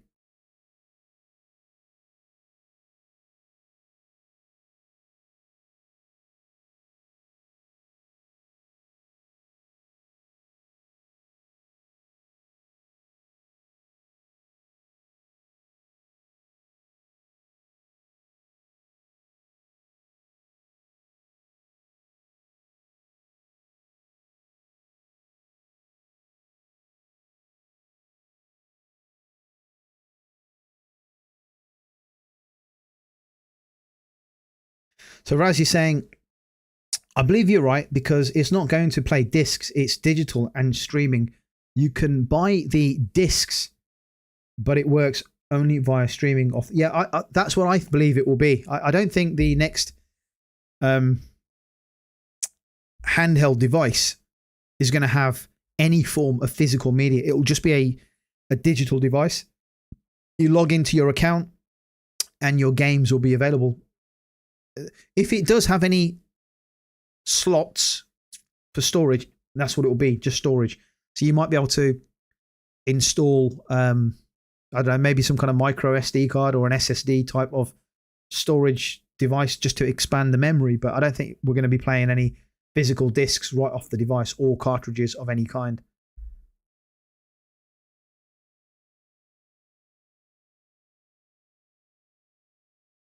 Unless they had a separate disk drive for the docked mode. Bloody hell. That means you've got to buy another disk drive for it. Micro SD card, you're saying, Petrov. Maybe. Look, thing is, we're speculating, aren't we, about the handheld? We don't know anything about it. Maybe it does have it. Maybe we're all wrong. Maybe they do have some kind of, maybe they have like a Nintendo type, key card or something. It's guesswork, isn't it, at this stage? Trinderus, how you doing, buddy? Hope you're doing well.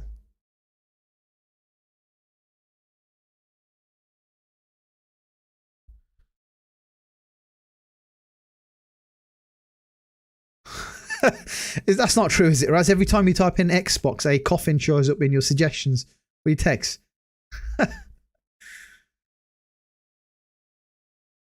Sotnist, you're saying Nintendo and Sony did create services to compete, but not quite the same. No, it's slightly different. Their services are, I suppose their services, you could say, are supplementary, right, to the main part of their business, which is to have the console. Everything's centered around the console. And I suppose Xbox is, well, it's Microsoft's philosophy, isn't it? They are a software and services business, and hardware is not really what they do. So that's what will happen at some point to Xbox. It will phase into software and services. I mean, they're partway there anyway. Just 4 games. Yeah, we remember that. How you doing, Corey? Hope you're doing well. So you're saying, I think people need to take everything Microsoft says about gaming and apply it specifically to their brand. This trying to have Microsoft speak for Sony and Nintendo is weird. Sony and Nintendo are doing their own thing, and now Microsoft is doing their own thing too, except their thing is now on other platforms. Yeah, it's the thing is what Microsoft are trying to do is they're trying to dictate how the industry is working, and it's not right. Microsoft are out there saying exclusives don't matter. Well, of course they matter. Of course they matter. They matter to Nintendo, and they matter to PlayStation. They don't matter to Microsoft because Microsoft doesn't give a shit. Microsoft does not give a shit about Xbox. It doesn't care. They don't care about the console. All they care about is making their 30% margin, making that profit. If that is true, reports coming out they want 30% profit, hence the increase in prices of Game Pass, the console hikes, plus of course the tariffs. But all they want is their return on investment of the billions that they've spent on studio acquisitions, which they're not seeing currently in its current format, where they're releasing games day and date into Game Pass. That's not resulting in a spike in sales. Call of Duty came out straight into Xbox, into a Game Pass. Didn't move the needle. Nothing happened. Xbox consoles were not flying off the shelves. Subscription services were not, hitting their peak, all-time record highs. Nothing happened. It hardly moved the needle. They made just as much money from new Game Pass subscribers as they did giving the game away for free from lost sales. It's crazy. They're all over the place.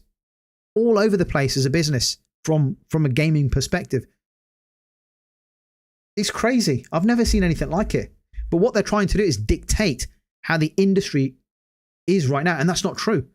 They're saying people don't care about their consoles. Of course they do. Of course they care about their platforms.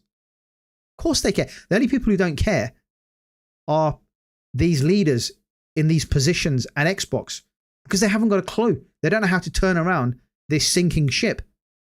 That's the problem.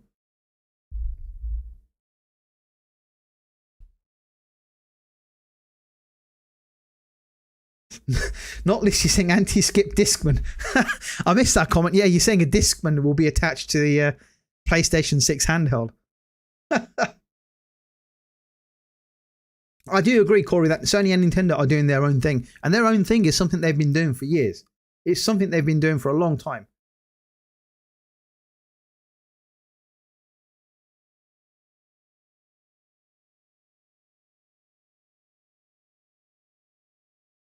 So, Tendarius, you think the handheld will work with your digital games, but if you own the disc version, this has to be in the drive of the main console.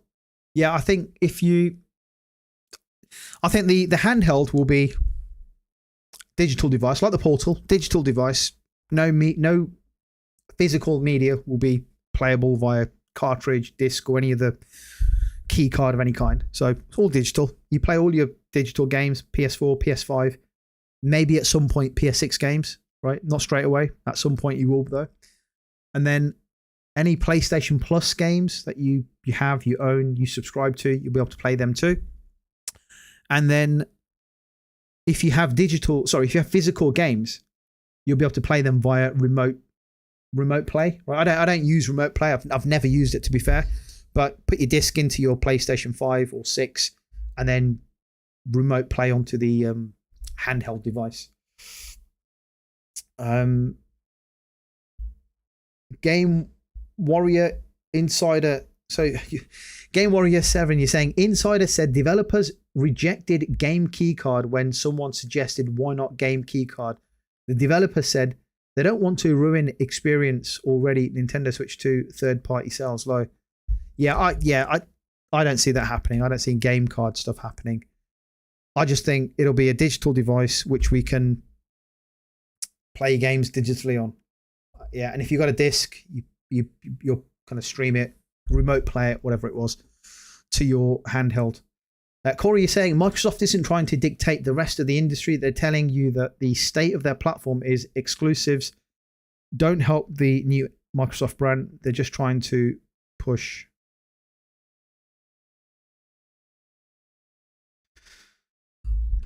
Yeah, I think Microsoft's strategy is just totally different.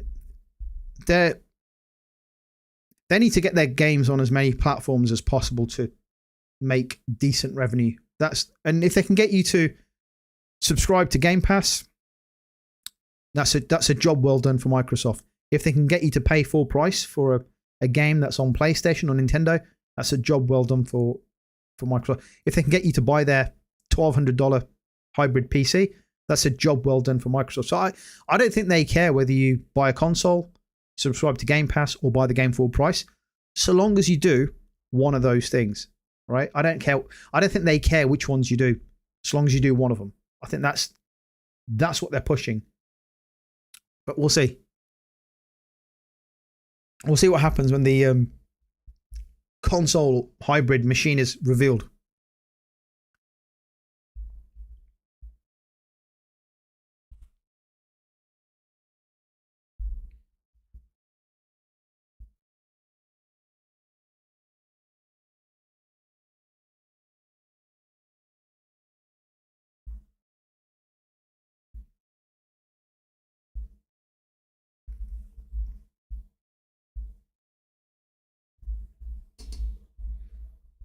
So, Corey, you're saying that we have to accept that Microsoft is truly giving up on trying to win the console market. They have moved on to trying to make consoles like PC. They are telling us who they are now, for better or for worse. Yeah, I agree. I agree. I think they're trying to create a new market for themselves. I'll move on to that in a moment, because this moves us on to the next topic of Shuhei Yoshida. Now, he made some comments about the PlayStation 6, and what he's saying here is, look, we've had the talk about power. We've had that power narrative before, and the PlayStation 6 needs to be something different. It needs to be something innovative. It needs to offer something a little bit different and unique. And, you know, Yoshida, he's one of the, obviously retired now, but one of the most respected figures in PlayStation's history. And he made this comment recently. It got me thinking about what does the PlayStation 6 need? What does it need to get people going from PlayStation 4, PlayStation 5, PlayStation 5 Pro to the PlayStation 6? Have a think about it, because we still have, I don't know, a few months ago they were talking about 50 million gamers still playing on PlayStation 4. They haven't even moved to PlayStation 5 yet. What the hell is going to get them to move to PlayStation 6? So have a think about it, because Yoshida went out and he's saying, look, I'm struggling to see the differences between some of the modern games, like in terms of graphics, right? Ray tracing, 4K, HDR, all that kind of stuff. It's a lot of it's plateauing out. Is he right? Because when I think about it, I think he has a point to some extent, right? If you look at some of the games, it's really difficult to tell the difference between the visuals and the frame rates, right? Unless you see someone like Digital Foundry do a technical analysis, it's really difficult to see the games. So and one of the only sources I trust with this tech stuff comparing games is Digital Foundry, and they often show you games running side by side. So, and they'll show you two different platforms, and they'll measure the frame rates and the performances and screen tearing and little glitches, and they'll point these things out. But if they didn't do that, would you be able to really tell the difference? Really? And I think we've reached a new point now where each console is, there is that kind of diminishing returns, right, with each console you go into, because it doesn't blow you away like it used to. Going from PS1 to PS2, from 2 to 3, from 3 to 4. When you go from 5 to 6, yes, there's going to be some improvements. Yes, we are going to see an increase. Maybe it's slightly visually, maybe the performance is better, but it's not going to blow your socks away, is it? Or is it? I don't think it will. So what Yoshida is saying, it cannot be just about the power. We can't say, look, this is going to be 50 teraflops or 30 teraflops or whatever it is. We've had that teraflops argument before. We've seen that. Right? We've seen that discussion before, prior to the current generation of consoles being released.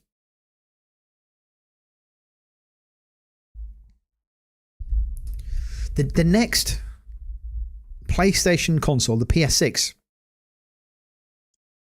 Yoshida is saying needs to be innovative. It needs to offer us innovation more than just the visuals. Let's take the visuals as a given, right? Yes, the visuals are going to improve a little bit. Yes, we're going to see a bit more power. We need innovation. What can we see? What is that innovation going to be? Because we're going to get better.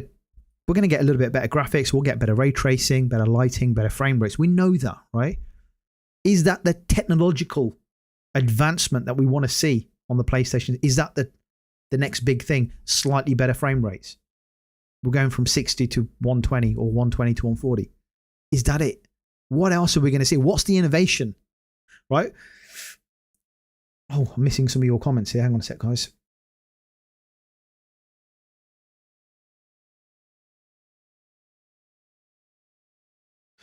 So Corey's saying, Satya said in court that if he had his way, they would have no exclusive. Looks like he's getting his way. Yeah, he did say that. I remember that. Yeah, he wanted to get rid of all exclusives completely.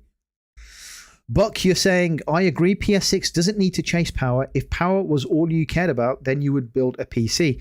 PlayStation's identity has always been great games. I agree. 100% agree. It's always about the games. Trindarius, you're saying, what are your thoughts of Halo coming out fully on disc at this point? I just received my copy of Outer Worlds 2 and thinking of sending it back. Strange White Ninja Gaiden 4 is fully on the disc. Yeah, I'll come on to Halo a little bit later on. But Outer Worlds, it depends. If you're a collector, if you like collecting discs and you want the full game on the disc, don't buy Outer Worlds because the full game's not on disc. If you just want a game to display on a shelf and you're not bothered about the data, then it's fine. It makes no difference. I was quite interested in giving Outer Worlds a shot but I might wait now for a long time, wait for it to go into sale. And maybe I will get it digitally, because unless they release another physical with the full disc on. But I'll move on to Halo a little bit later. Sotnist, you're saying, I personally think that Shuhei just making an argument for lower budgets going forward and lack of a power jump on next gen. I don't know. I don't think he's saying that. I think we can all appreciate that the PS6 is going to be powerful. We know that, right? All these consoles, the next generation consoles are going to be powerful. We know that, comparison to where they are now. But that cannot be the argument to get people to move to the next stage. I don't think it's going to work. You said it there. Games. It's always about the games. Buck Roger, you said it. It's games. It's always about the games. Corey is saying, yes, you would be able to tell the difference. Problem is, there will always be people who... There will always be 30... Oh, right, yeah. So there will always be people who 30 frames per second is good enough. I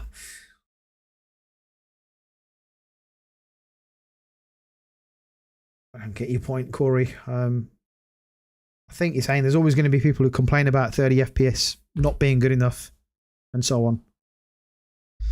Petrov is saying the new DualSense, $600 price, and new solutions to make the games better. That's interesting. A new DualSense. So think about when the PlayStation 3 came out. It was a nightmare for developers because it was built with different architecture. It wasn't easy to build for, but it was a powerful console for the time. The PlayStation 4 was reverted back to kind of a PC type architecture, very easy to develop for, made good games. And the PlayStation 5, with its SSD, changed quite a few things, right? Yoshida said it himself. It makes every game a little bit better, a little bit faster. You get to the action quicker. And he's right. That innovation with SSD mattered. It didn't make games just like prettier and look nice. Right? It changed how the games were designed. Loading screens pretty much disappeared. When you played some of these Souls-like games, you died but instantly came back because the SSD speed was great.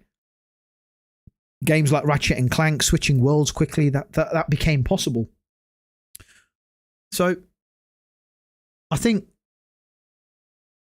Yoshida said you can't tell the difference, and I think he's exaggerating. You can tell the difference with some ray traced environments. You can tell the difference, but I think what he means is that visuals are so good in games that it's not always easy to tell. You know, you can't always tell where there's some frames dropped in certain games unless you're really analyzing the game. A lot of people just want to play a good game. I want to get into it, enjoy the gaming experience. So what do you think? You know, in terms of, a couple of you have already mentioned it, the drivers for a new console. Petrov is saying a DualSense, a good price, solutions to make games better. A couple of you said great games, right? Corey is saying there's two conversations going on here. The first conversation is about capability of the hardware. Second is about game design. Sotnist is saying gaming and loading is so instant on these current consoles. It's made me intolerant to how slow things can be on PC. It's an interesting point. That. I don't play many games on PC. I've only played a couple. Ghosts of Tsushima, Red Dead Redemption 2. They're okay. You know, visually absolutely stunning. But I am a console gamer at heart, and I'm loving the PlayStation 5 Pro. The speed is phenomenal. So Corey is saying there are people right now with a PS5 who still play at 30 frames per second. People who play Fortnite, Genshin Impact, which looks the same on PS4 versus PS5. Not everyone is going to want a cutting edge hardware. That is 100% true. You know, if I'm playing a single player game, sometimes I would jump. I did it quite a lot with the PlayStation 4. And some of the games on PS5. I'd always prioritize the visuals for me personally. So I know we have options. You know, you have performance mode, quality mode, fidelity mode. I always go with the visuals, even if it means 30 frames per second on a single player game. I want stunning environments. I want that quality. But I do then, on the second playthrough, change the frames to 60 or higher frames if that's an option on the console. It's just the way I play. But I think that there's a couple of things with the PlayStation 6 in terms of innovation. So, Petrov, you've mentioned it in the chat about the haptic. So if the DualSense controller was already a massive leap forward, because let's admit it, it's one of the best controllers on the market, right? I'm not on about the pro controllers, just regular controllers, regular $50-$60 controller. The DualSense is a massive leap forward. Adaptive triggers, nuanced haptics, certain games that you play, you can really feel the immersion. So imagine that DualSense cranked up a notch on the PlayStation 6. Imagine Sony integrates something new and wild. Maybe it's got like an LED, a proper screen on it for in-game missions. Maybe it's got like integrated temperature feedback, heat from explosions or cold from snow. Or maybe the motion sensors are, more precise. We saw the motion sensors being used in Ghost of Yotei, but maybe there was more ways of utilizing that in the game and how you physically interact in the world. I've got to be honest though, I still think that will be a hard sell, just to say the PlayStation 6 is powerful and we've got a new controller. So just based on that, I think that's a hard sell. Now, Yoshida, he was really big into indie games. He was like the champion of the indie side of things. And he used to empower creators. So maybe PlayStation 6 could be about what the player experiences, but with the developers on board. So the developers, indie developers, have got a lot of PlayStation 6 development kits that are more user-friendly, right? Sony can make it easier for these small studios to build next-gen experiences without AAA budgets. So more AI-assisted tools for the small studios. Those studios that have, say, 1 to 30 people, they can use these Sony AI tools to help them develop games for the PlayStation 6. So you could have very small studios creating what looks like AAA style games, very stylized, what looks like big budget games, but actually they're made by smaller teams. That would be another fantastic opportunity to have a buy-in from a lot of indie developers creating different types of games. So not another Last of Us, not another Uncharted game, although those games are great, not another God of War, again, another great game, but these are fresh, new IPs that can attract new people. And these games will be available exclusively on the PlayStation 6.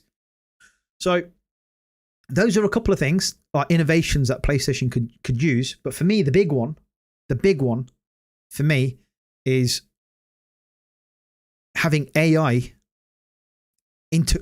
AI integrated with the PlayStation 6. So it's a very interesting space, right? So imagine having AI that learns how you play a game. Imagine having AI that learns your strengths and weaknesses in a game, right? So some dynamic behavior challenges in the game.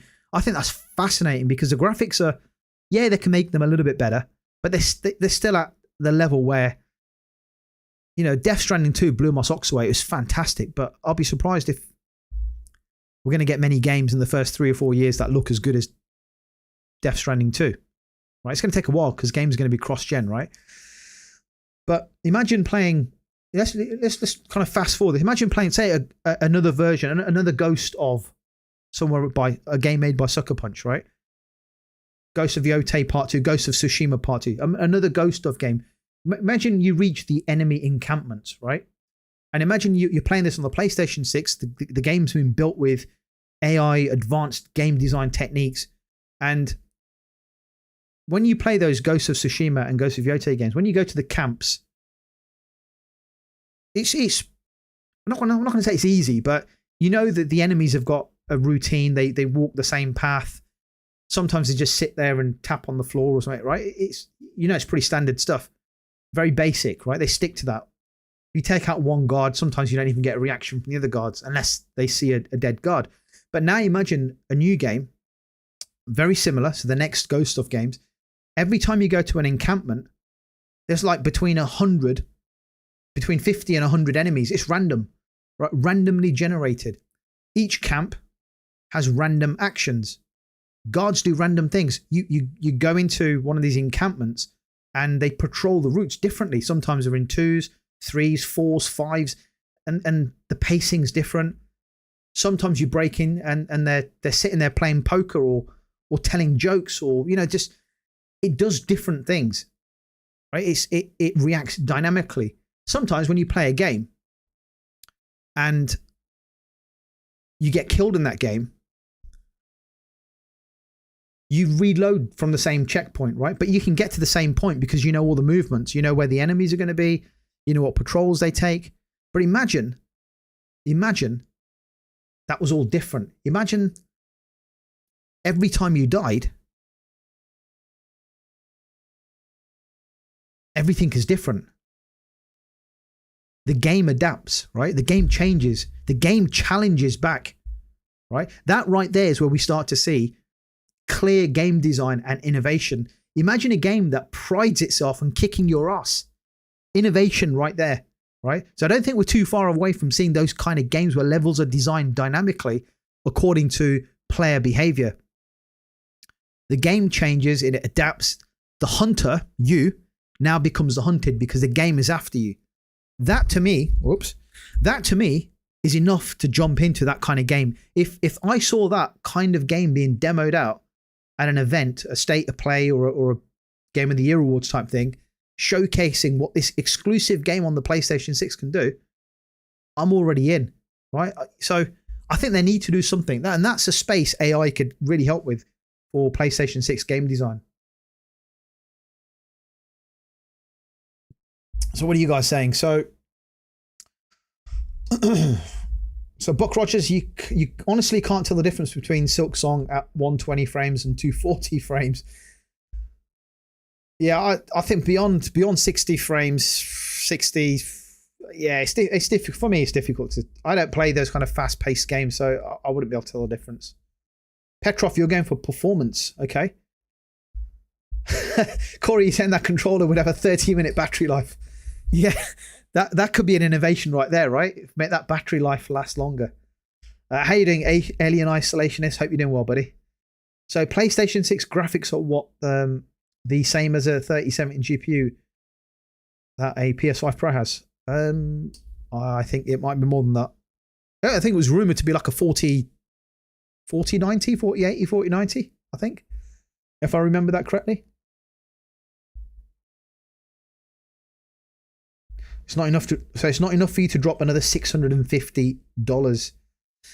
Petrov saying better NPC interactions throughout. Yeah, I think games need to be designed more dynamically because we can't keep having the same.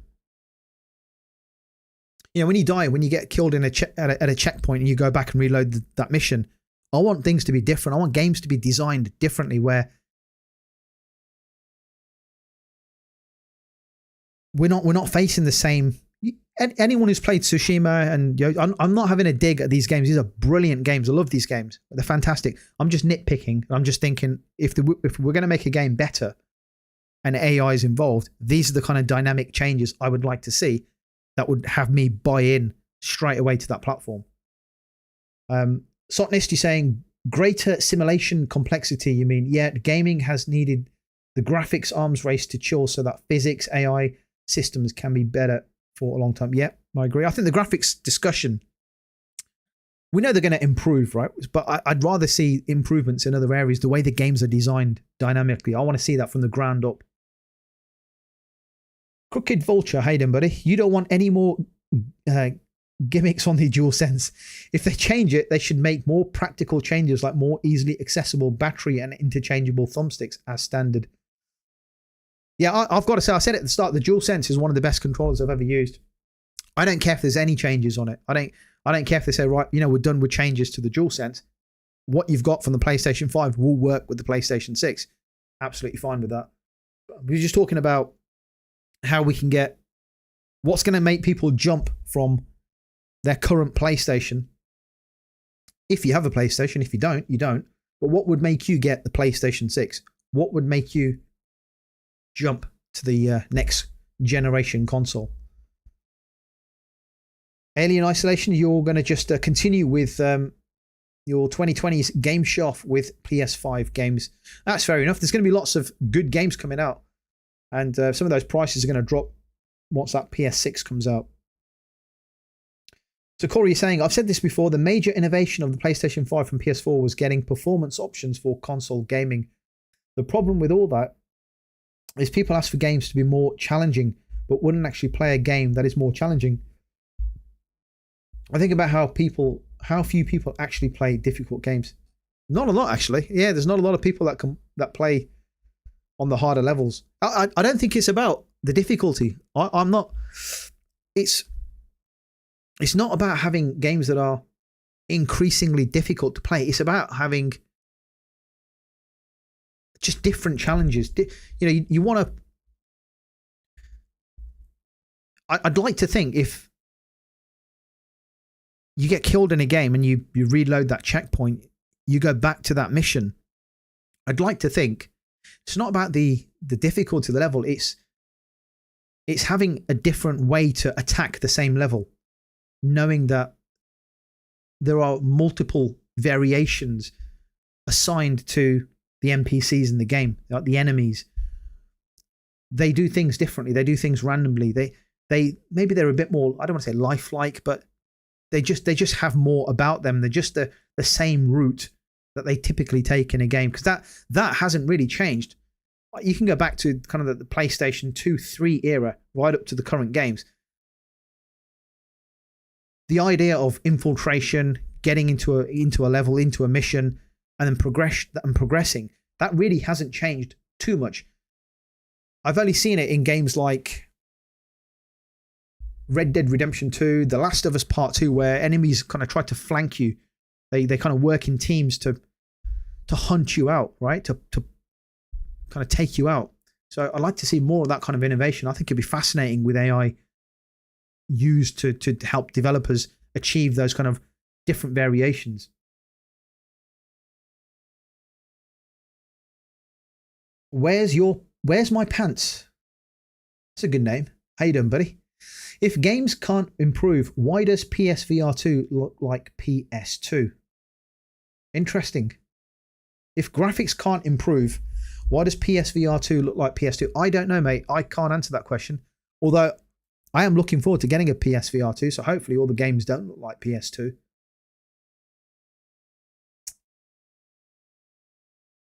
Alien, you're saying PSVR 2 games often look like a lot better than PS2. I think it's been a while since you've played PS2. Here's an example.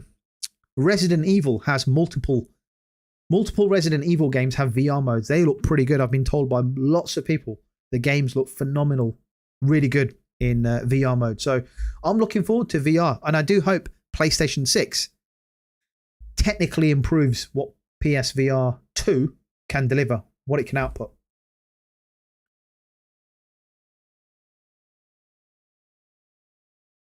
Raz, you're saying the DualSense is spectacular. The haptics truly make it feel more active. 100%. 100%. Buck Roger, you're saying true exclusives are what it will take for you. Yeah, true PlayStation 6 exclusives will take you off your current console onto the PlayStation 6. Interesting.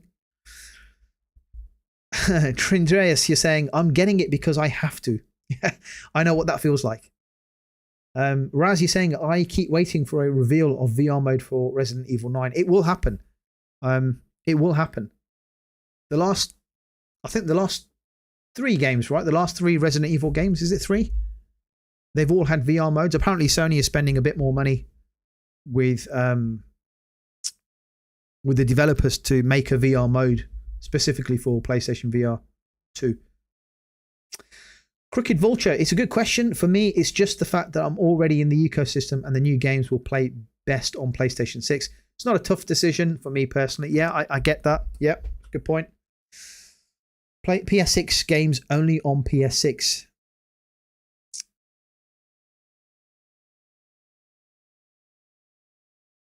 Sotnist, you're saying Ninja Gaiden 4 is awesome. Heard the pro version is really good. Yeah, I've been seeing lots of clips on social media about Ninja Gaiden 4. I might have to wait though a little while before I pick that up. Currently working my way through Ghost of Yote.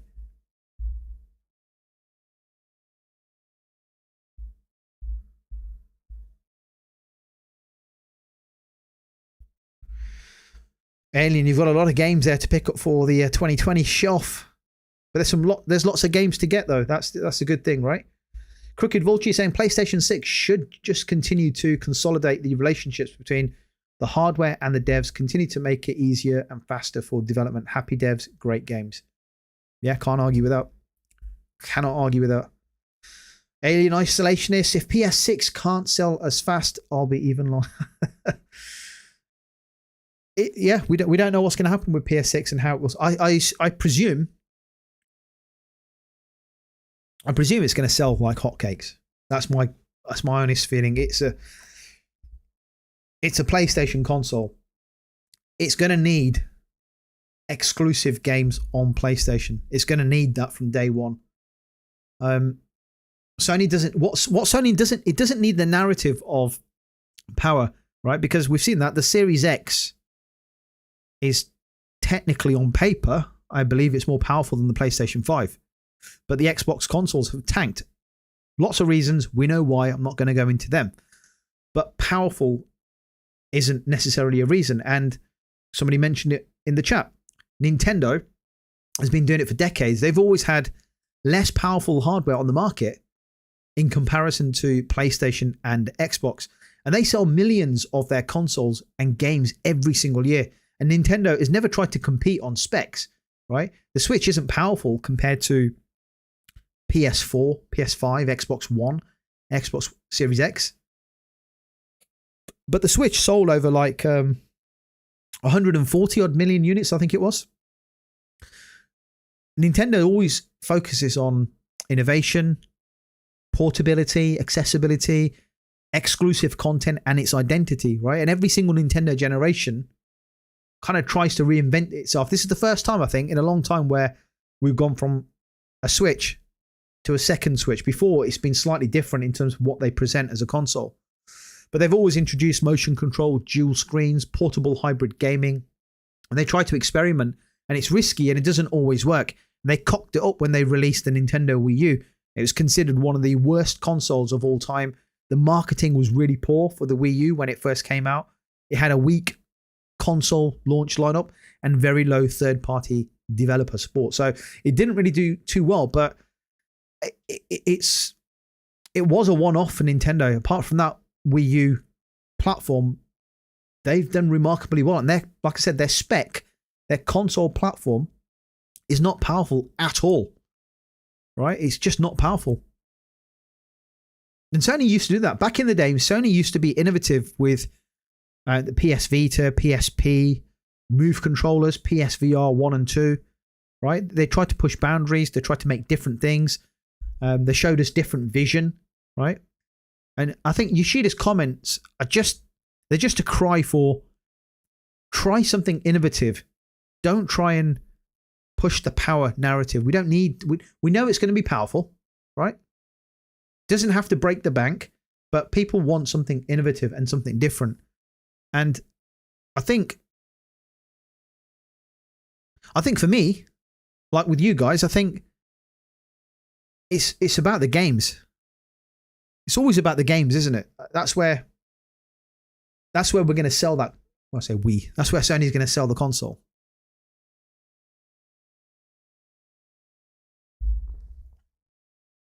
I think the biggest thing, which is going to get people to jump, maybe from PS4, PS5, maybe PS5 Pro as well, will be the games, right?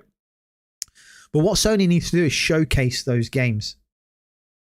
These are PS6 exclusive games, right? They have to be different. They've got to be able to show people what those games can do. They're not playable on PlayStation 5 or the PlayStation 5 Pro because of these reasons. Like how Ratchet and Clank, right? It was possible on the PlayStation 5 because of the fast loading, the level design, loading screens and all that. Only possible with the SSD. Well, that was the narrative back then, right? Sony needs to showcase a couple of games. I don't think they'll have any more than 2 or 3. They're not going to have like 7 or 8 games launching exclusively for the PlayStation 6. They're not going to leave behind 100+ million gamers. They're going to have 1 or 2 games. That's all. But I just hope that when they do have those 1 or 2 games, they'll have another 2 or 3 the year after, and another 2 or 3 the year after. Keep that momentum going for exclusive games on the PlayStation 6. We know they're not going to have tons because games are going to be cross-gen. We know that. It's going to be cross-gen for at least 4 years or so between PlayStation 5 and PS6. But at least have something specific for the PlayStation 6 so people can make that jump and enjoy those handful of games that are exclusive to that platform. And maybe, and here's the thing, maybe you can play those PS6 games on your PlayStation handheld, right? Maybe you can do that as well. And more of a reason to jump onto the platform. Just thinking out aloud because we don't really know much about the handheld at the moment. But ultimately, it's going to be about having exclusive games on the PlayStation 6 that I think will make people jump. Doesn't need to be a beast of a machine. We all want nice graphics. We all want a powerful console, but we've got to be mindful that it doesn't cost too much. Because price is going to be crucial, right? And that the price will bring us on to our next topic nicely. But before we look at price, let me just have a look at some of your chats here.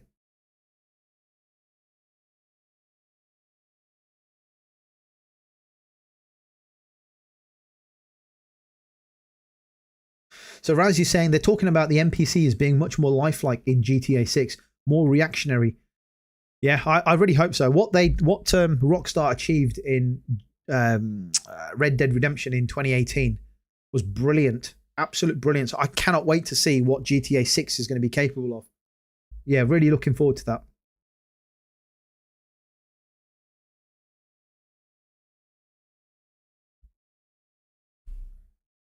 VR Gran Turismo is amazing as well. Resident Evil and Aliens. Yeah, I can't wait to get VR. Hopefully, I keep checking daily, right, for deals. It's on my radar now. We're getting close to Black Friday. It's next month, and we've already seen PlayStation do a discount recently.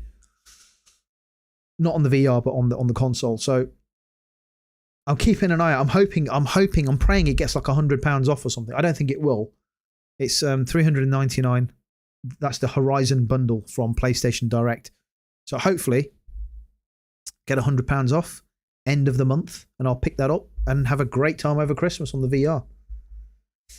Corey, you're saying VR in general doesn't look like flat games. It's the difference between a game with $100 million budget versus a game with a $10 million budget dollar.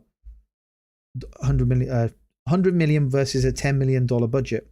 VR as a whole across every platform will never look as good as a flat version. I think with VR, I'm looking for a different experience. I think that's probably the best way I'm going into VR. Something different.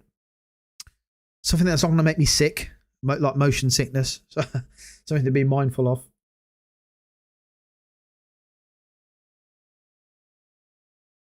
Alien Isolationist, he's saying that price will be dependent. $650 is high for a casual. It is high, yeah.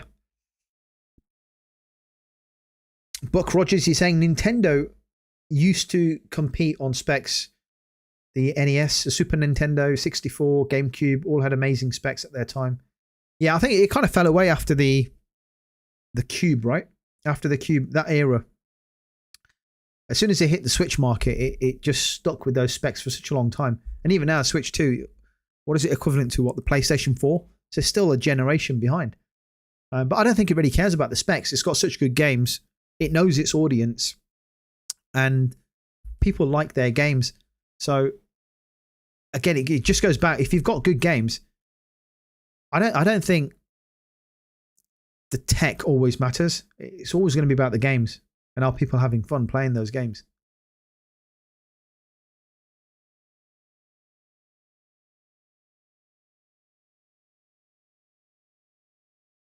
So Corey is saying, this is why I tell people to just enjoy the games they like. The online space seems determined to convince gamers that games are not good enough, or that they are not as good as in the past. But games are just as good now, if not better, than they ever have been when we try to play the power and specs game. And just I get what you're saying. Games are great. You know, you find what you like and have a good time. Don't always listen to people online. There's a lot of wherever you go, there's always a lot of hate, especially on social media. And social media means nothing when it comes to real life games, right? So just ignore the comments. People will gravitate towards the games they like, and they'll have a great time. And ultimately, the specs. Honestly, the specs. It's the early adopters and people, you know, on like myself, people who follow certain platforms, have channels on YouTube and influencers and social media. We're all going to get it day one, regardless, right? And it's a discussion point for us. But a lot of casual people don't care. They just want the next PlayStation. They don't really care about the graphical power to some degree. They don't really care about the internal specs. Their friends have got it. They're going to get it. They're going to play this game. They want to play Spider-Man or God of War, or they want to play Halo or something, right? That's the console and platform they want. That's absolutely fine. That's a good way of looking at things. So Alien is saying the Switch 2 is a flop. $500 for Mario Kart and Donkey Kong. Parents are peed. And it's expensive for another Switch their kid already has. Casuals are turned off by the price. It is expensive, you know. $500, you can go and get yourself a PlayStation 5. It is expensive, I have to admit. But, you know, the Rogue Ally X, what's that, like $1,000? $1,000 for a handheld. I cannot believe these prices. It's astonishing. It really is ridiculous.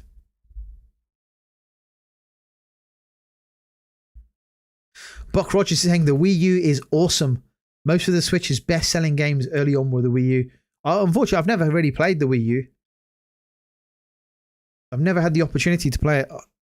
I don't think I've ever known anyone who had the Wii U. We had the Nintendo 64 back in the day, but never known anyone to have the Wii U. Just it didn't sell very well, and it was a difficult time for Nintendo during that period.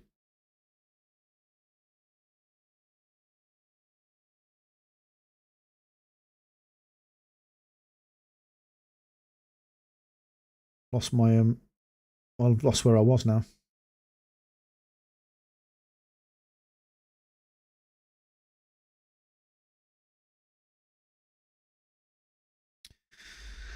Get ready for cross-gen games. Yep, Sotnist. That's what's going to happen. That's going to happen for a while. At least 4 years. Crooked Vulture saying when Bloodborne remake or sequel launches alongside PlayStation 6, you can guarantee there'll be no hesitation from you. Well, let's hope that happens.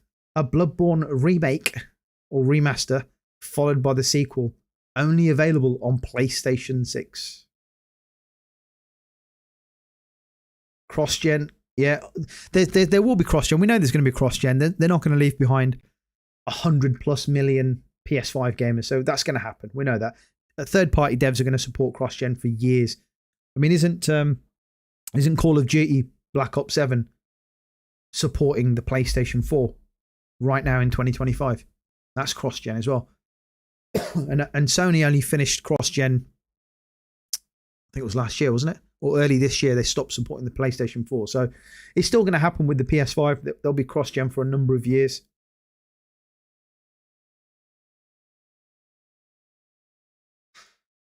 So Twindarius, you think cross-gen games get held back on the newest console?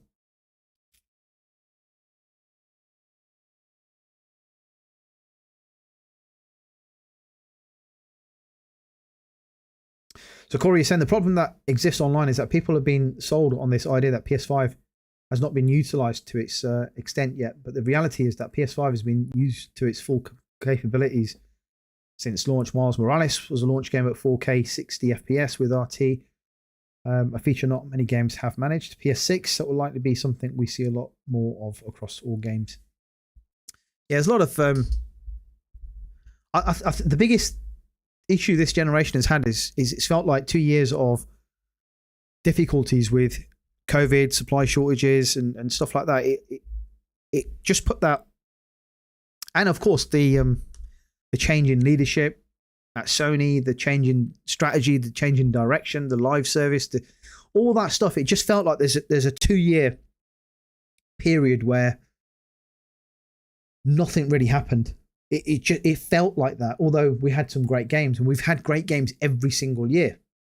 But you can't argue with it's been a difficult generation from that perspective. Like optics wise, it looks like it's been a tough year where the output actually has been pretty good. It's been pretty consistent. Maybe not always from a first party perspective, but we've still had some great games this generation.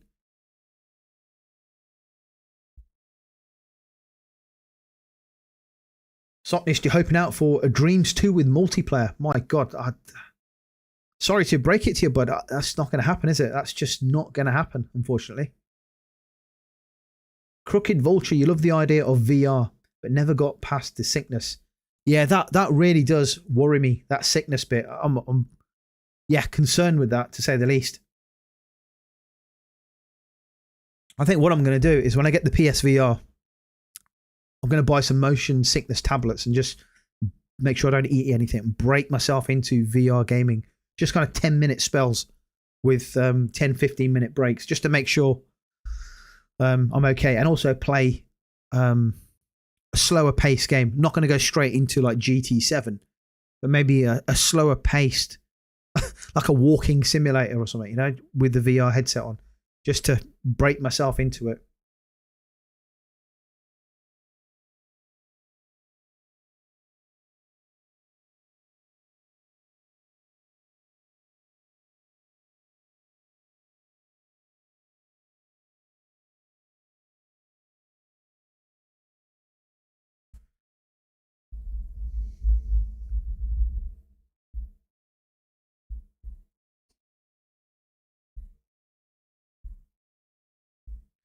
So, Aiden, you say, why do I keep saying 3 to 4 years of cross-gen when PS4 was only 2 years of cross-gen? Even third-party stopped at 2023. Because we've still got games like Call of Duty, for example. They're still supporting PlayStation 4. And we're in 2025. Right? And there were games last year that came out on PlayStation 4 as well. And that was 4 years after the PlayStation 5 came out. So I think when the PS6 comes out, I think we're going to have PlayStation 5 supported for at least 3 to 4 years. I'll be shocked if it doesn't. I'll be shocked if they say 2 years and then we're going to stop PlayStation 5 support. I don't think that'll happen. I think we're going to get cross-gen support on PlayStation 5 games for 3 to 4 years. Maybe not exclusive, but third parties as well. Third party developers will support PlayStation 5. Yeah, third party.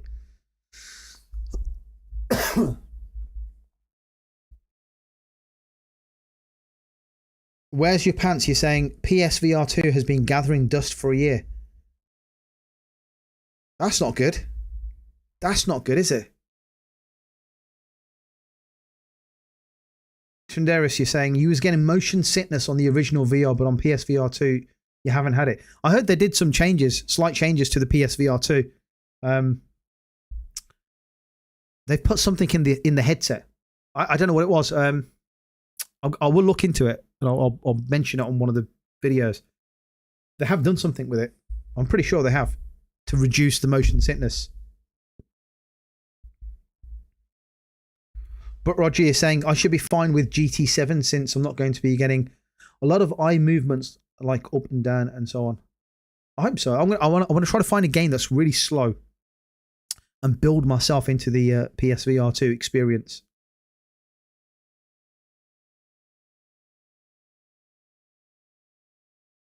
So Corey is saying you think people were sold a narrative online They say the PlayStation 5 was held back by PlayStation 4, and yet there are cross-generation that use more of the PlayStation 5 power and features than some PlayStation 5 only games.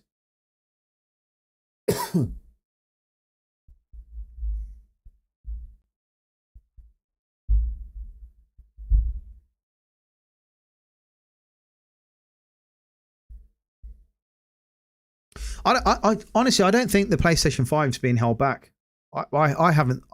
I don't think it has. Sure, maybe the first couple of years, games were cross-gen for PS4, and maybe the way they were designed weren't fully utilized for PlayStation 5. The games I've experienced are absolutely fantastic. Anyway, I'm going to move on. We're going to have a look at the pricing, because the pricing apparently has been rumored to come from a reliable source, a reliable industry insider. And so Sarah Bond, in the Sarah Bond interview with Mashable, I think it was, she references that the next gen Xbox is going to be very high premium console. And following multiple reports as a reliable industry insider, he says that the Xbox is going to cost, or likely to cost, over $1,200, or around that $1,200 mark, maybe even up to $1,500. Whereas the PlayStation 6 is very likely to cost somewhere between $600 to $700, which is absolutely insane if we're talking next generation console. I mean, these prices are crazy. I mean, have the days of a $400, $500 console, brand new console, have those days gone? Are we never going to get a $399, $499 console? Are those days done and dusted with? So the insider, right? And here's someone he's often talked about. He's a known insider. He gets hardware leaks pretty much spot on most of the time.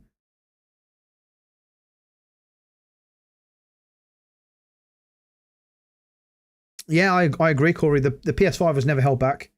He said Miles Morales was a launch title and uses more of the PS5 power and features than most third-party PS5 only games. Yeah, I think the PS5 has been absolutely perfect so far. It's been banging. Trinderici saying, I don't understand why Microsoft is even bothering releasing a new console. But Rogers, where's the 199 consoles at? Yeah. Alien is saying, if Xbox is $800, then it will sell maybe 10 million units. If PS6 is 600 plus, it will sell like 50 million. It's a really interesting discussion here, because traditionally, when a console launches, right, when PlayStation releases a console, it's either been up against a Nintendo, a new Xbox in the past, like a Sega Dreamcast, or one of them types of consoles, and you're kind of pricing accordingly, knowing you're going to take a loss, and you'll make profit in 2 or 3 years when we streamline the assembly manufacturing process. We'll look at our internal components. We'll have a slim version. Each revision, each iteration, each model reduces the cost of manufacture. The bill of materials goes down, and you start to get closer to making profit. But this time, I'm just thinking, this time round, why does Sony need to do that? Why does Sony need to reduce the PlayStation 6 to a level where they're making a really big loss? They don't need to have a $400 console or a $500 console, $600 or $700. Yeah, because then the only other competing console or hybrid console, the only other competing machine is going to cost like $1,200. There's plenty of room there. Even if Sony said, screw it, we're going to go $800. What can you do?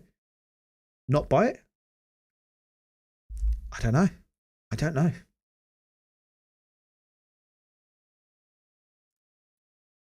So the leaker, Kepler 2, or the person where this leaks come from, he goes on to say that the Xbox console probably going to cost around $1,200, or the PlayStation 6 might come in closer to $600. And it lines up with kind of what the Xbox president Sarach Bond is saying, where she's describing the next Xbox as a very premium, very high-end curated experience. And that raises questions. Is the next gen Xbox already set up to fail before it even launches? Is it doomed from day one? That's the question.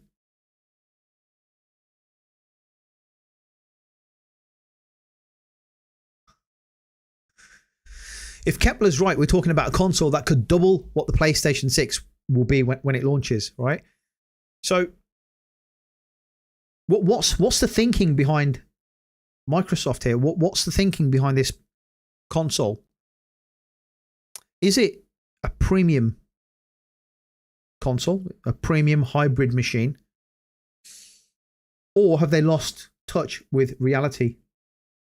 You know, these are the two choices I think that we're kind of thinking of here. Is it a premium machine, or they're out of touch? It's got to be one of them two, right?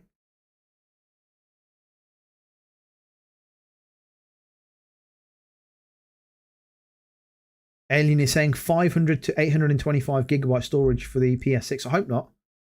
I hope not. I hope it's more than that. I hope they don't kind of cheapen us on the storage. Crooked Vulture is saying, I hope the Sony handheld doesn't hold the console back. I don't want a Sony version of the series. No, I don't think it will. I don't think it will hold. They're already testing out kind of low power modes, so games will be scaled down for the handheld version, right? So you'll be able to play the proper games on the PlayStation 6, and then there'll be scaled down versions for the handheld platform. Trinderis is saying it all goes back to games. If you don't have the games, the console won't sell, not just third-party games alone. Yes, good point. But what if, and here's the thing, what if you do have games, but your platform costs over $1,000? Is that just a case of saying, well, I'm not gonna buy that. I don't want to spend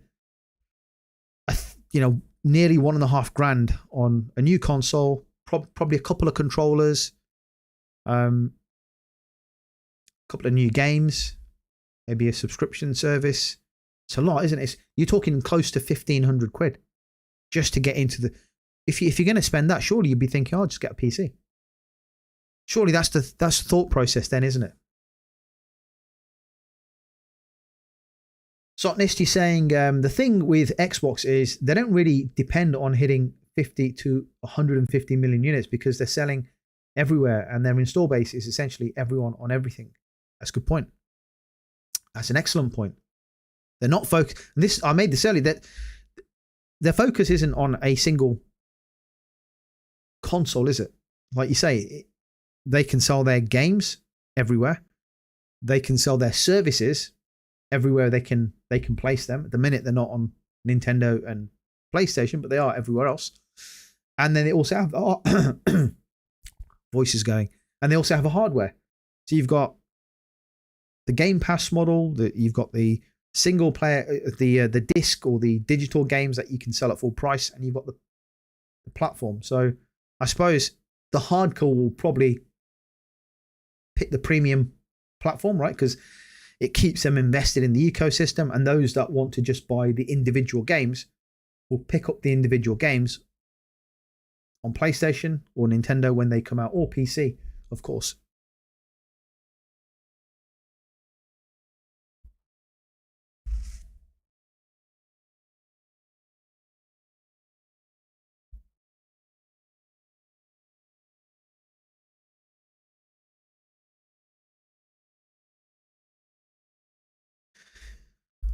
If you're not in the Xbox ecosystem,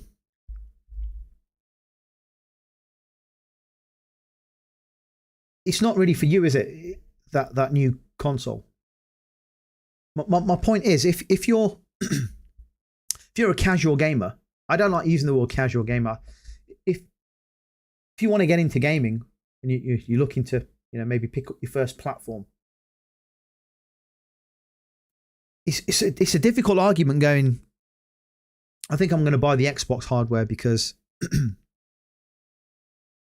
there is no because. There is no because. You can't say I want to buy it because I want to play Halo, I want to play Gears, I want to play Starfield, I want to play Fortnite, I want to play... That argument's gone because you can say, well, actually, you know what? I'll pick up a PlayStation because I can play all those games and I can play some of the exclusive games. Saros, Intergalactic, Wolverine, right? Ghost of Yote, and so on and so on. So the argument now is, I'm new coming into gaming, or I'm going to pick up a new platform. I'll get a PlayStation. I don't want to spend more than £600-700. If I did, I'll probably get a PC, but I don't. So I'm going to get a PlayStation. That's the argument now, isn't it? And what Xbox are losing, they're losing that casual gamer from the ecosystem, from the market, because of the pricing, if this pricing is correct for their hardware. So the pricing comes from a couple of things. So Kepler L2, it goes on to say that 42% of this new platform has been spent on more silicon. There's 20% more memory. There's other components, higher board and cooling costs. And the other thing, the most crucial thing, is that Microsoft is no longer prepared to subsidize the cost of hardware anymore. So in the past, as I've said before, the platform holders would take a hit on the hardware, knowing that they'll make the money back on software and services, subscriptions and things like that. But Microsoft isn't doing that anymore. And Amy Hood, CFO, all right, she wants 30% profit from their gaming division. So there's no way they're going to make that money back if they sell these hybrid machines at a loss, hoping to build that user base. So it's just that user base is dwindling and it's going to keep decreasing over time. Like I said, people are losing the incentive to go into the market. They're not bringing new casual gamers into their ecosystem, not via hardware, maybe via Game Pass and maybe through sales of their individual games on other platforms, but not actually directly through the hardware.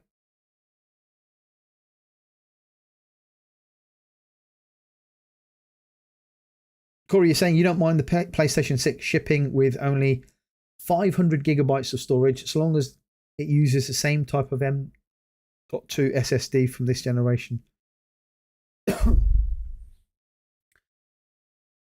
Seems kind of low though, doesn't it? 500 gigabytes of storage. And we know that the more people are invested in digital than ever before. Surely actually no, you make a good point, because for Sony this is about reducing costs, right? So ship it with less storage. We'll save 50 quid from SSD storage, right? And assembly. Ship it without the disk drive. That's another $50 saved on us assembling the drive. The consumer can pay for the drive themselves. That's what it is. It's making that manufacturing cost and the bill of materials less for Sony, but passing the cost on to us. And it's not a deal breaker. Of course, it's not a deal breaker, but sign of the times, isn't it? This is where we're at. This is where we're at now in terms of hardware and costs of hardware. Crooked Vulture, you're not bothered about the storage size. You already have your WD Black. Yeah. Yeah.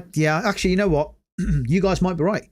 It may actually come with a small storage, a small internal storage space, and we have to put our own 2 terabyte SSD in and attach our own optical disk drive. That feels like it's going to happen for the PlayStation 6. Anything to keep the cost down, right? Hell, ship it without the stand. Let's just take our PlayStation 5 stand and use that as another $5 saved. Just do that. The way things are going. Sotnist, you got to go. Good convo. Have a nice evening, buddy. Wherever you are, have a good one.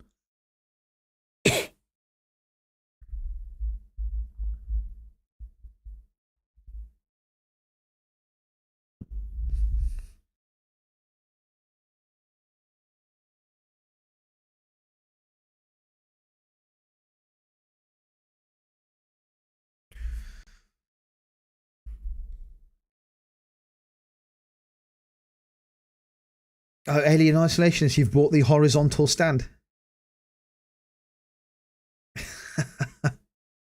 So look, the PlayStation 6, it's going to launch, and it's probably going to be around £600, $600. It's going to be around that mark, right? I'm hoping it's got to have at least 2 exclusives. It's got to have 2 exclusive games. Plus, it will have, kind of the bells and whistles of a new console. Play it here. These are the advantages of using the PlayStation 6 over the PlayStation 5. Kind of like, this is why you buy it on the Pro, because you've got all these advanced features, Pro Enhanced and all that. So the PlayStation 6, $600 probably on launch. 2 exclusives. PS6 exclusive enhancements. Maybe some kind of improvement with the haptic. PSSR 3.0, because 2.0 is coming out next year, right? Hopefully before GTA 6. Better AI integration. That's a pretty decent deal. All right, just like to see what the games are going to look like on the PlayStation 6. And then of course you've got, I can't really say it's competing now, but you then have got the Xbox platform, the Xbox hybrid, reportedly launching at $1,200 with absolute raw power. It's meant to be a beast of a machine, but it's twice the price. So I can't see that argument working, if I'm honest.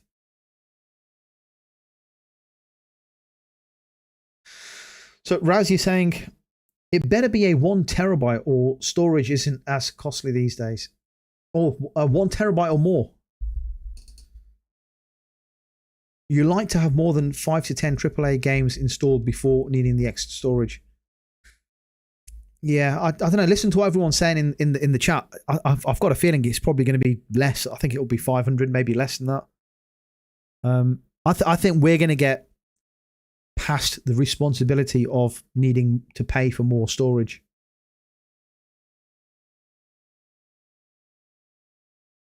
The 2 terabyte Alien is saying the 2 terabyte Xbox is $800. Yeah, it's crazy. The cost of storage is going up as well. Corey is saying the reality is that the cost of technology across all mediums is greater now. People need to determine what their level of investment into gaming is. You can't make better games, better hardware, being cheap. No, that's true. The goal is not to be cheap for all people. The goal is to be worth the cost of the machine. It's a good point. It's a very good point.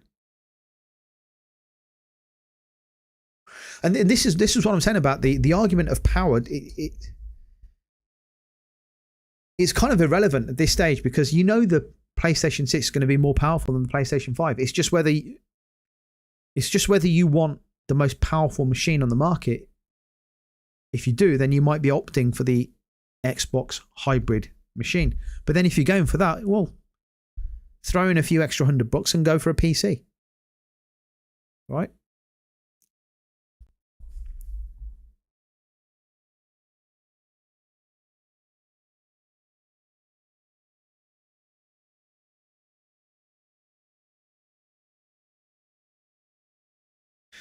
Buck Rogers, yeah, and the SSDs are super cheap these days. And Razzie saying, I'd rather pay an extra $50 and have it in my console's internal storage.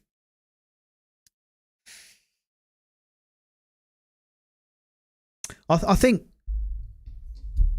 if you go for a brand, a good quality branded SSD, like a Samsung, a WD Black, I think somebody mentioned before, they're normally quite pricey. I have seen alternative names that I've never heard of, like a fraction of the price. But the thing is, I personally would be a little bit nervous about putting in an unknown brand. They might be the same. I don't know. They might be just as good. But I wouldn't want to buy a brand new PlayStation 6 and whack in a unknown brand from some country in the world that I've never heard of. But I don't know. That's just me. I'd rather go with the name I've trusted. It's brand recognition for you, isn't it? I'd rather go with a Samsung. I think that's what I've got in my PlayStation 5 Pro.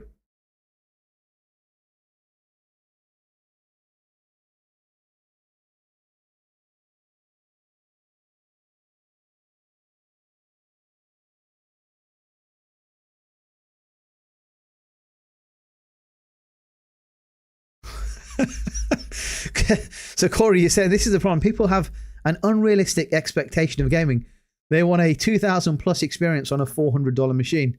It's not going to happen. You're setting yourself up for disappointment. Yeah, look, we've seen the prices of the graphics card, and the GPUs are stupidly overpriced, rightly or wrongly. They're too expensive. And the question is, and I'll go back to this before, previous generations, like Sony was competing with a direct console competitor, right? A direct competitor, Nintendo, an Xbox launching at the same time, similar priced hardware, Dreamcast in the past, and so on, right?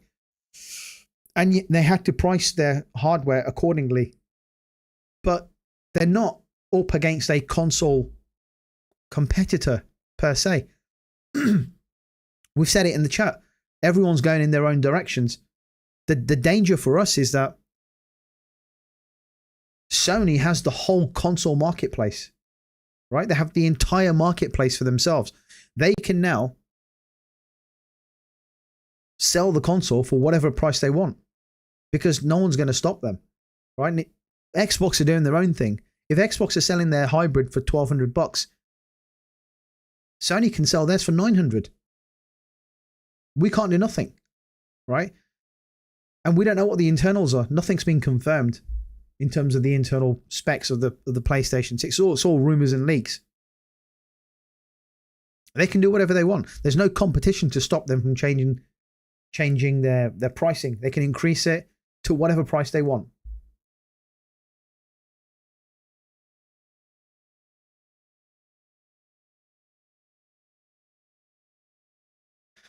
So Corey, you're saying your base PlayStation 5 had a 4TB M2 SSD. You removed it from your base PS5 and put it into your Pro. Works straight away.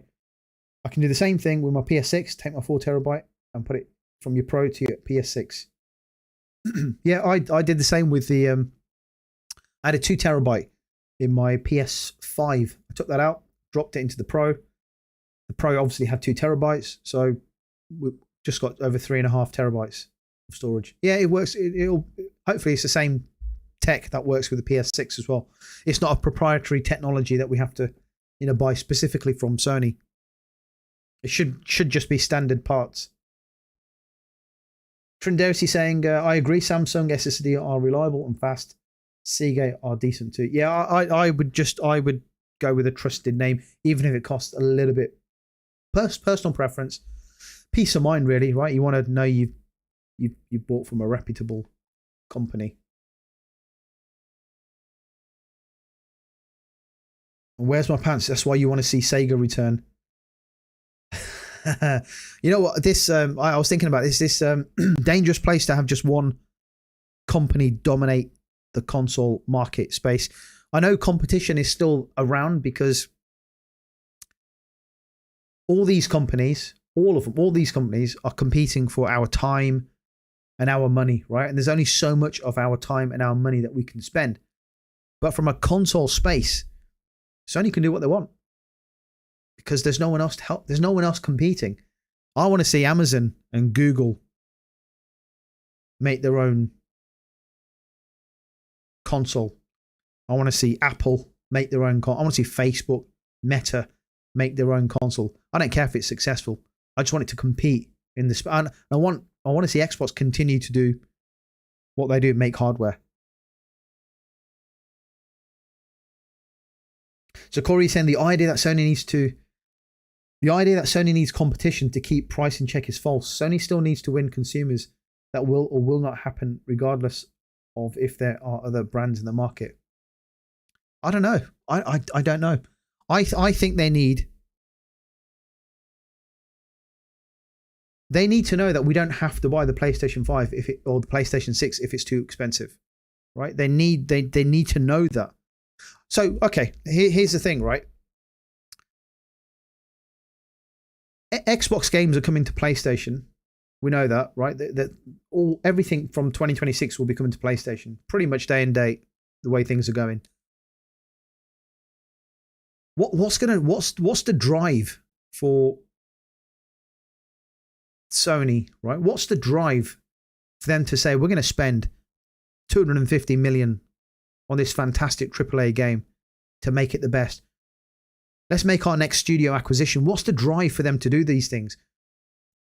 It got me thinking the other day when I was thinking about preparing for this podcast. What's the drive for Sony? Apart from like your personal pride and the developers, you know, all the developers want to do well. They want to make great games. They want to, you know, want their names recognized in industry. They don't want to make crap games. They want to make good games. But what's the drive? What is the drive to innovate, to make great games for the only console available in the marketplace when the next gen comes out? What's the drive? Hey, Miguel, still here. Yeah, you watched the entire Mexican Grand Prix. Fantastic. Yeah, still here. Still talking about next gen pricing and competition and whether Sony needs that competition in the marketplace. My voice is, I'm going to lose my voice by the end of this podcast. Alien is saying the cost is ridiculous. Do you know that only 15 million of us bought a PlayStation 4 Pro? I did not know that. Corey is saying Sony can't charge people a crazy price for a massive market machine and expect people to pay it without questioning it. People have their cut-off price for all gaming. When the price gets too high, people will get out of it. No, I get that. No, I get that. They can't charge silly money. I get it. I just think no one's there to stop them. That's my point. No one's going to. Sony can't charge stupid. They can't charge, you know, $1,200 for the next PlayStation 6, right? They can't charge that. We know that. But there's nothing to stop them charging $800 or £800. There's nothing to stop them from saying, hey, you know what? We're going to charge £800 because it's a good machine. It's got all this technology. It's got AI, PSSR. You know, we've got all these games coming out. Yeah, we're the only ones in the market. You can't get this experience anywhere else. There's no one to stop them from doing that. No one else is coming into the market to say, hey guys, we've got a new console. It's $650. You can play these games on it. They're exclusive to our platform. No one can do that. And that's the danger. That's my nervousness about having no other mass market competing platform. Right? If Xbox is going down this premium route, there's nothing there to compete with PlayStation. That's my nervousness about the PS6. Do I think Sony will do that? No, I don't think Sony's going to turn around and put out an $800 console, because like you say, it's going to turn people off. And what PlayStation wants, what Sony wants, they want mass adoption. They want people to adopt this new console quickly as possible, get people off the PlayStation 4, get them on the PS5 if they haven't already done so, and get them on PS6. The only way they're going to do that is by having an affordable price, a price people will think, actually, that's worth it. And I'm looking forward to this new game. So I think realistically, $500 pounds would have been perfect. I don't think that's going to happen. I think 600 sounds realistic. It'll be a shame if it's any more than 600, but I wouldn't be surprised. I think I'll be shocked if it's more than $700. 700 pounds. I don't expect it to be.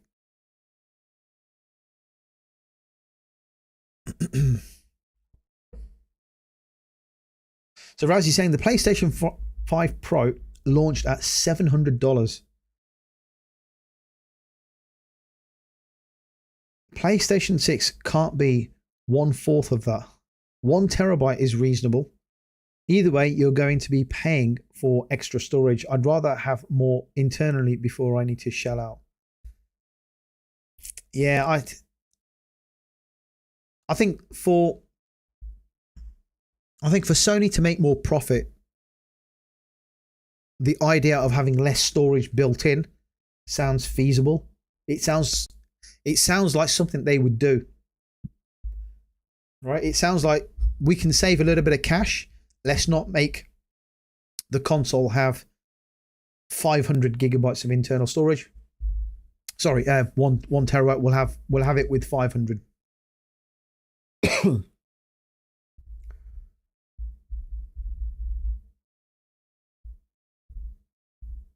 So Alien is saying 500 gigabytes may be low, but so was 825 gigabytes on the PS5 FAT, and it was done to keep cost down. Yeah, it did release with, and it was low. That was low. It's an interesting, thought-provoking discussion that about the storage space on the PlayStation 6. 500 obviously is low, but I can see it happening. Ideally, 1 terabyte would be the sweet spot or more, but I can't see more happening because of the costs. Crooked Vulture is saying Sony can't go into your bank account and force you to buy. No, they can't. They can't. But you know, when a new console comes out, I'm stupid like that. I get carried away, and I'll just hand over my credit card to Sony, and they can take what they want.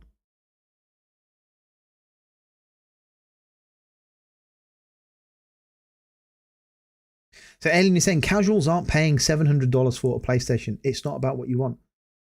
Casuals aren't going to pay $700. No, they're not. But you know, when a new console comes out, people will buy it. The first year PlayStation 6 comes out, whatever the price is, up to $700, they will still sell. They'll sell bucket loads. Because what else? Either you're going to buy a PlayStation 6 for $700, or you stay on your PlayStation 5. That's the choice gamers are going to have. So I think a lot of people are going to buy it. Those that want it, day one, will go ahead and buy it. Others that want to wait, will wait. That's just the way it is.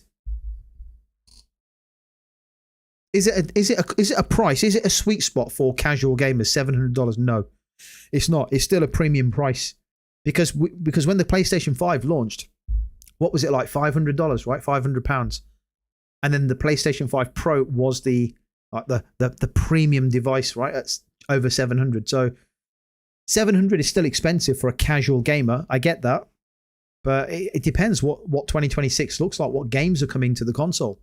You know, imagine Spider-Man 3, right? Imagine Spider-Man 3. It won't be, but you imagine Spider-Man 3 is a console exclusive PlayStation 6 only game. Imagine Bloodborne 2 comes out, it's only PlayStation 6. Imagine those games imagine they come out and say, hey guys, we're going to make an infamous 1, 2, and 3 collector's edition, remastered, only available PlayStation 3. People are going to buy it. People are just going to get the console because they want to move up eventually. And this just gives them a reason to invest in the PlayStation 6 sooner than later. But I agree, 700 it's not a mass market appealing price, is it? It's expensive.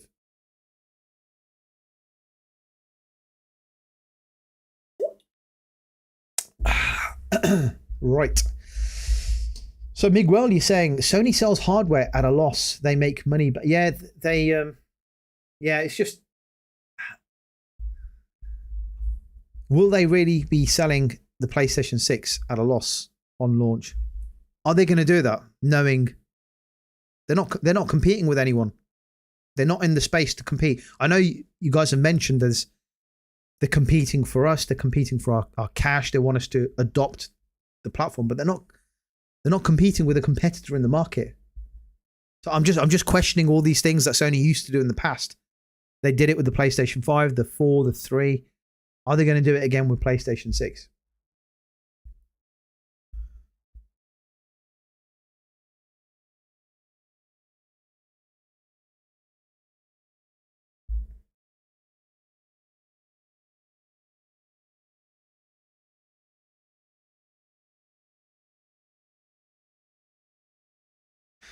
Rise is saying console prices are going up for the first time in your lifetime. Instead of reducing in price, they are now going up. This is a niche hobby now.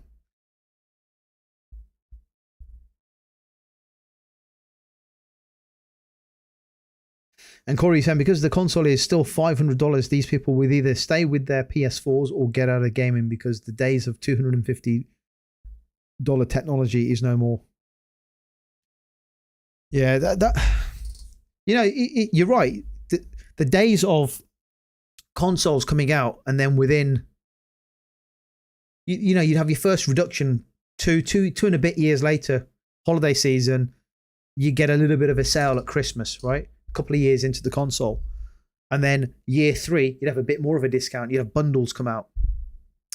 And then obviously you've got the Pro version. And your console goes down in price. I mean, the PS4, we had the PS4 at like under £200 in the UK. I'm sure it was at £150 at one stage. I think those days are gone forever. I don't think that's ever going to happen.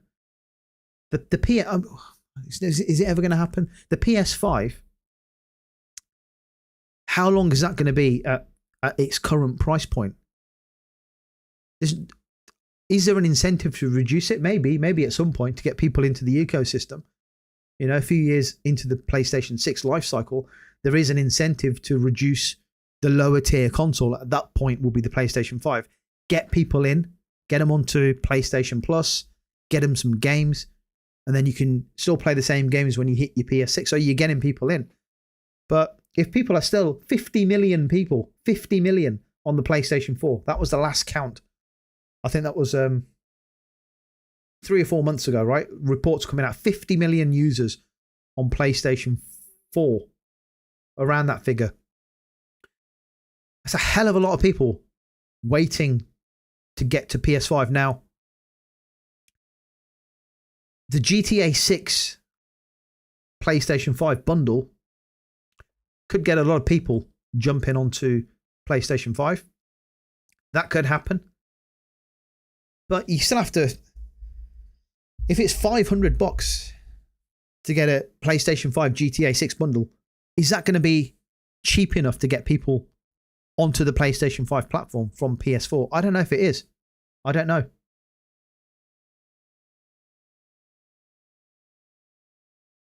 It feels like, honestly, it feels like the PS5 needs to be 350 quid. I think that's a really nice sweet spot. 350 quid. You get a bundle, so you get a couple of games and a controller. And you've got people moving onto the PS5.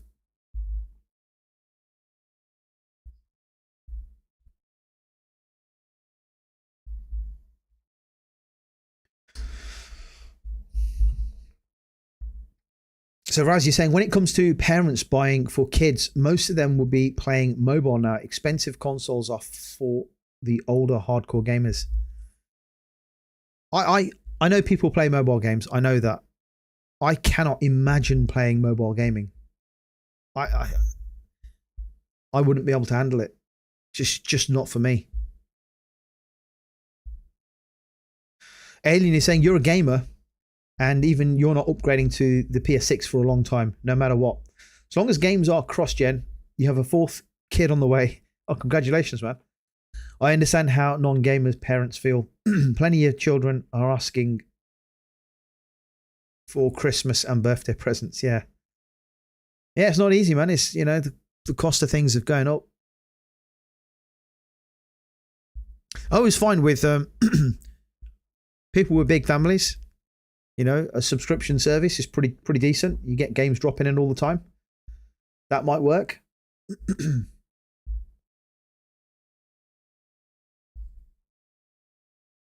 So Alien is saying casuals are the largest buyers. Parents are the second largest and gamers are the third. Sony exclusives sell like 15 million copies.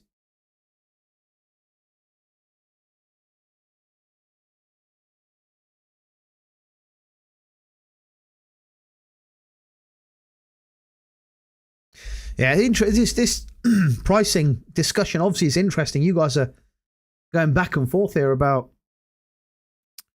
whether it's expensive or not. You know what? Gaming's an expensive hobby, man. It's crazy what people are paying for games every month. And the prices of consoles has just gone out the window.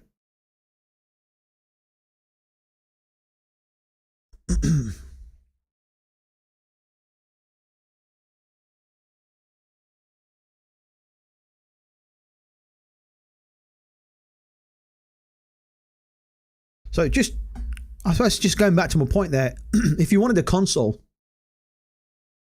you'd buy a console, right? And if you wanted a more high-end gaming machine, you buy a PC.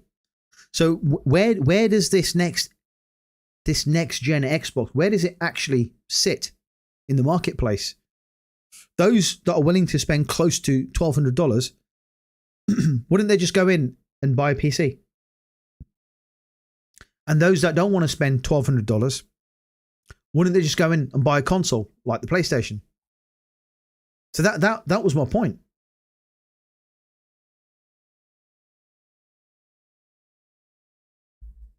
So Buck Rogers is saying consoles are still cheap when you look at how much a good PC can cost. Yeah, I think so. I think I've got both. I've got a really powerful PC that I hardly use for gaming.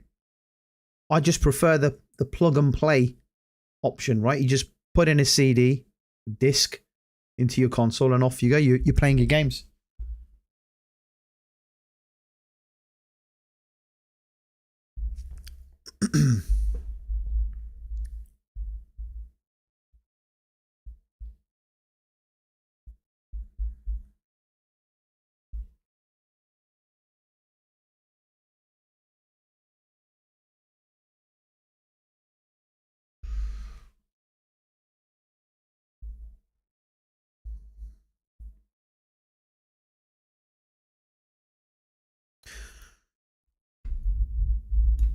I just think with this pricing for the next gen Xbox,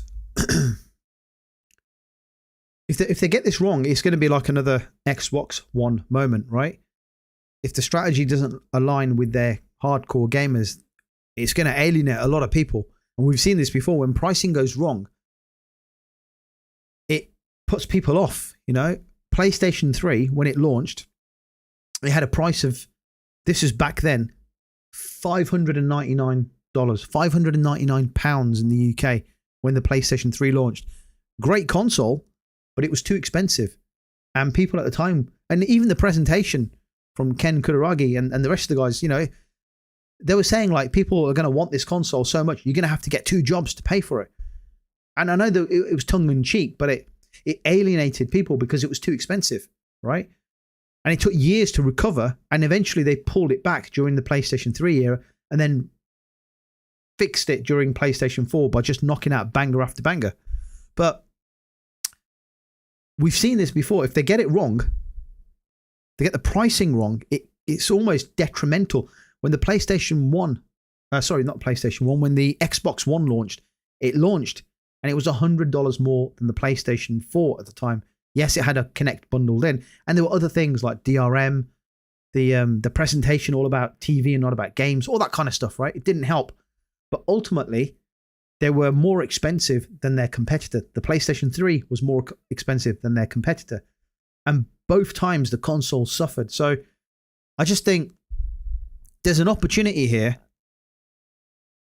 Xbox has already kind of laid its stall out. They're going to make a premium, very high-end, curated Xbox PC hybrid type machine.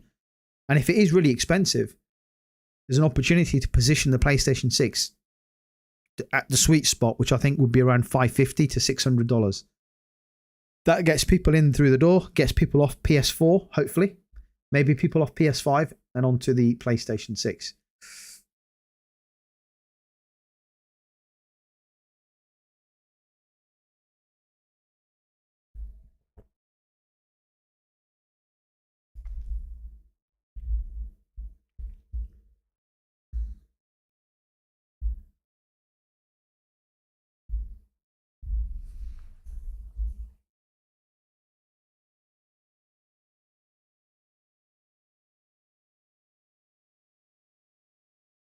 Buck Rogers in 1992, Sega launched Sega CD. It was $299, while the Genesis was $179. Jesus.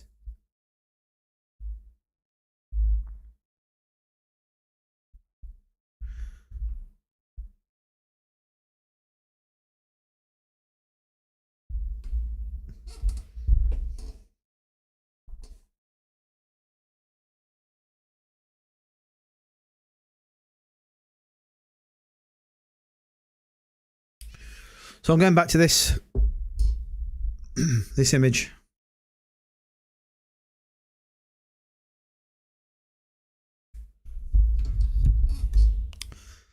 So I did I always do some polls on the channel, and I think it's always good to take a look at the just where we're at. Only kind of review the last 7 days, see what people's thoughts are on the channel, on the polls, see what people's views are on the games or the opinions on the poll. So this one's a fresh one. I've only put this out today.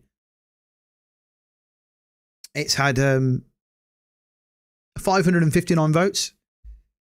Clearly, not many people like Spider-Man Miles Morales. 48% Spider-Man. 44% Spider-Man 2. So pretty tied between the two Spider-Man games. Not a lot to go by, in all honesty.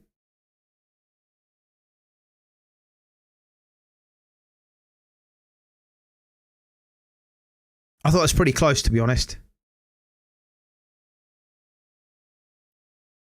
And then one from yesterday with the Resistance games. So here we go. So we've got 3 Resistance games here, right? Fall of Man. That's the first Resistance game. Resistance 2 and Resistance 3. 492 votes. Clearly everyone thinks, well, 54% of people think that Resistance Fall of Man is the preferred game over the other two. Number 2 and number 3 are coming in pretty level, 25% and 22%. It's not too bad.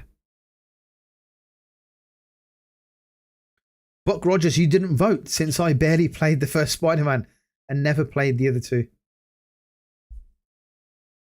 That's fair enough.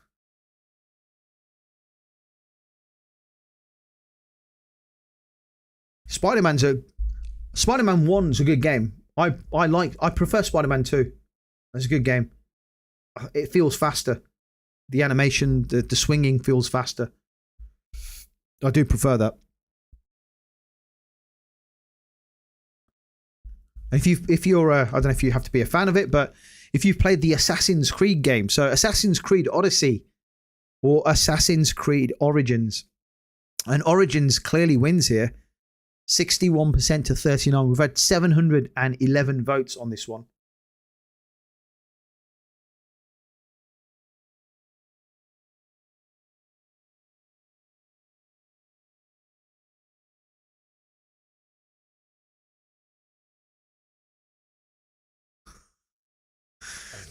So yeah, I prefer Origins. Much more kind of my kind of game than Odyssey. And then I did the Red Dead one too. So this 4 days ago, 907 votes.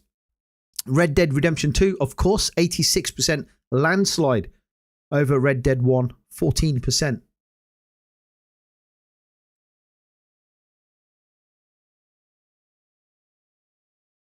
Buck Rogers, you played the very first AC game on the PlayStation 3. Yeah, when the first one came out, it was brilliant. I thought it was really good. The first 2 or 3 that came out, I thought they were good. I stepped away from them after... I can't remember which one it was now, but they went, I think, too far into the RPG mechanics. And RPGs take a long time to play. I didn't have that much time, so I stepped away. But I came back, and Origins was the first game I played in a long time. I had a blast. Loved it. I played Odysseys as well, but I preferred Origins. I thought it was a really, really good game. Corey saying you voted that you should have had an option for all three. All 3 games are absolutely brilliant. Yeah. Yeah, I was thinking about... I don't want anyone to sit on the fence. I want people to feel obliged to pick one over the other, because they're not some of these are not easy.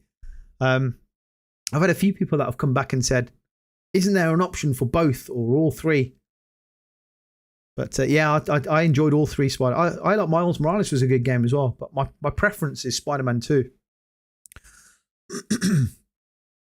And then we had the infamous. So this was from 5 days ago. 526 votes, and Infamous 2 is only slightly ahead of Infamous Second Son. So 41% to 26%. And 23% for Infamous 1.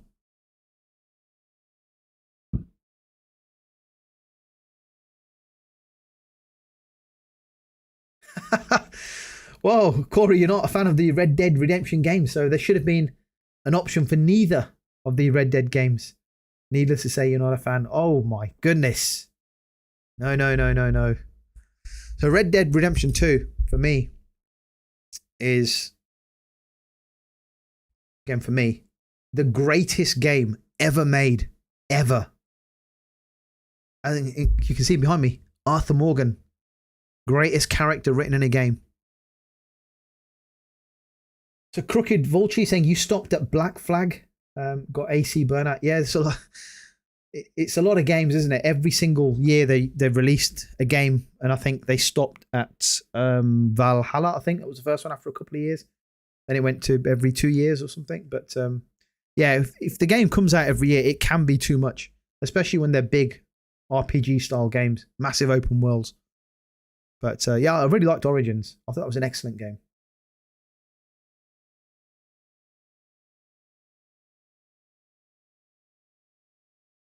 Crooked, you're saying Red Dead 2 is a technical masterpiece, but I always found the first one more fun somehow. That's interesting. Number 1 was good. Number 1 was a good game. There was another one before that, Red Dead Revolver, I think it was. That was pretty decent, but I think and this is where I think GTA 6 is going to be something like we've never seen before. You know, the playing like Red Dead 2 was like you're kind of living in the world. You're doing other things other than the missions. Whether you're just camping, hanging out with mates, causing trouble, you know, you're off fishing and doing other little side, playing poker and stuff like that. Like you're kind of living in the game world without doing the missions. And I think there'll be a lot of that in GTA 6. You're just lost in the game world doing stuff, like investing and stuff like that. I'm really looking forward to those kind of mechanics. Razzie saying, you like GTA, but you're not as into it as the rest. Even I have to admit, GTA 6 is going to be something special. Yeah, GTA 6 is going to be. I'm not I'm not into the online stuff, like the online game. I might give it a shot, but for me, if a game doesn't have an end date, you know, if there's no sign of an end, I can't play it. Unless I'm just messing about, you know, casual entertainment like with Battlefield 6, right? That's why I like single player games. I know I can finish it and put it away, move on to the next experience. Take my time, enjoy it.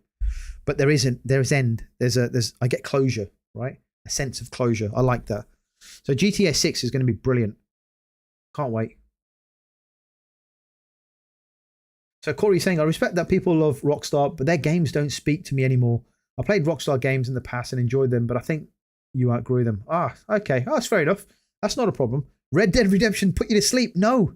3 times it put you to sleep. That's fair enough. You know, I kind of get, I know what you mean, because I've tried Cyberpunk, right? Cyberpunk 2077. I want to get into that game. It looks great. I've seen clips, trailers. I've even tried playing it 4 or 5 times, and I get in about 5 hours, 6 hours, sometimes 7 hours. I've tried it multiple times, and I get to that, I don't know, between 5 to 7 hours in, and I can't play any further. I cannot go beyond a certain point. And maybe that techie RPG style, maybe it's not for me. I've given it so many opportunities. I'm going to try one more time. I'm not sure when to really try to get into the game, but yeah, I just cannot get into it. And like you can't get into RDR2. I just couldn't get into Cyberpunk for whatever reason. And Crooked, you're saying, yeah, Red Dead 2 is great to just exist in. Yeah, it's good doing that sometimes. You're just watching the world revolve around you in the game. It's great.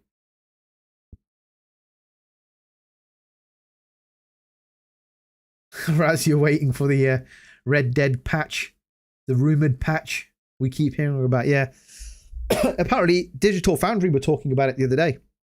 It's there. The patch is pretty much done. They're waiting for a Switch 2 announcement for Red Dead. Once the Switch 2 announcement's made, they reckon it's going to launch around that time. That was it. That was the last, and that was around, I think Digital Foundry did a video about 2 weeks ago, I think. I was going to cover it, but I thought I'd forget it because I've done it before a couple of times and nothing's really happened. It's like the worst kept secret. Everyone knows it's happening, but there's no date on when it's happening.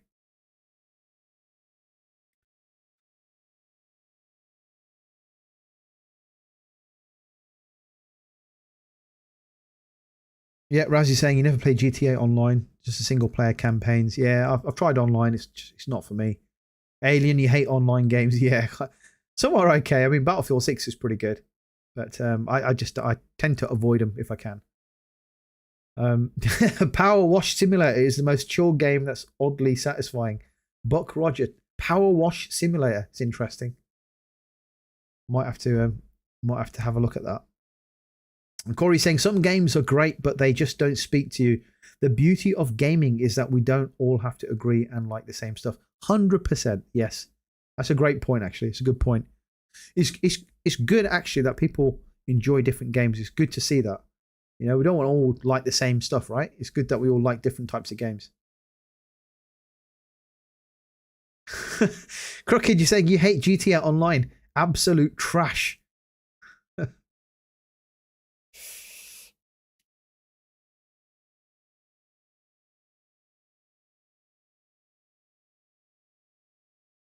Yeah, Alien is saying you want to play a game and get used to it, get a feel for it, and not die in 3 seconds.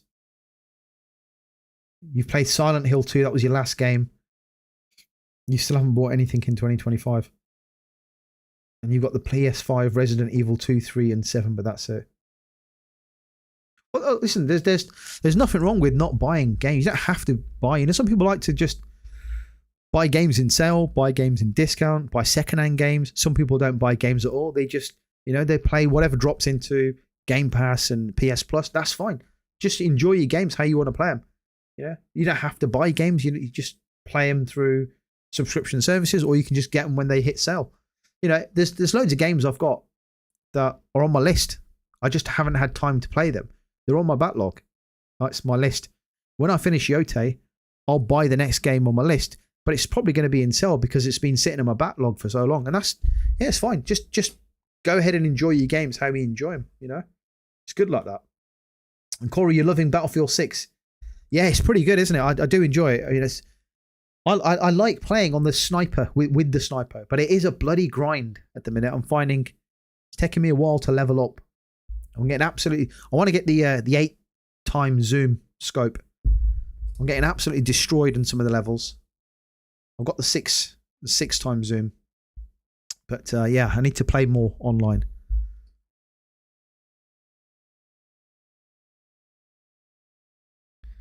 Alien, you're not still going for Mines, are you? Come on, man.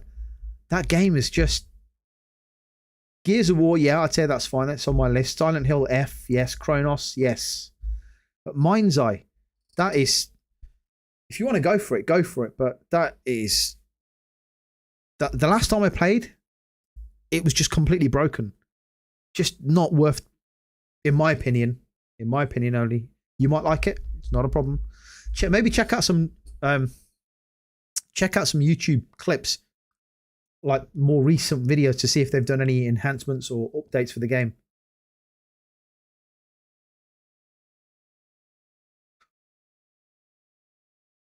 Buck Rogers, you like buying games in deep sale. Yeah, there's nothing wrong with that. There's nothing wrong with that at all. Games are expensive, man. If you buy, you know, there's only so many people that can afford to buy games brand new when they come out at launch. It's a really expensive hobby. So, you know, get them when you can. Get them in sale. Get them in discounts. There's nothing wrong with that, guys.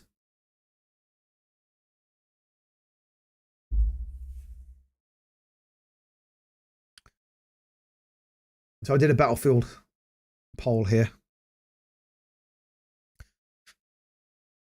And as we can see, a lot of people picking Battlefield 6. I don't know if that has anything to do with the acquisition. Not a lot of people, according to this poll. 617 votes. Looking forward to... not many people looking forward to Call of Duty.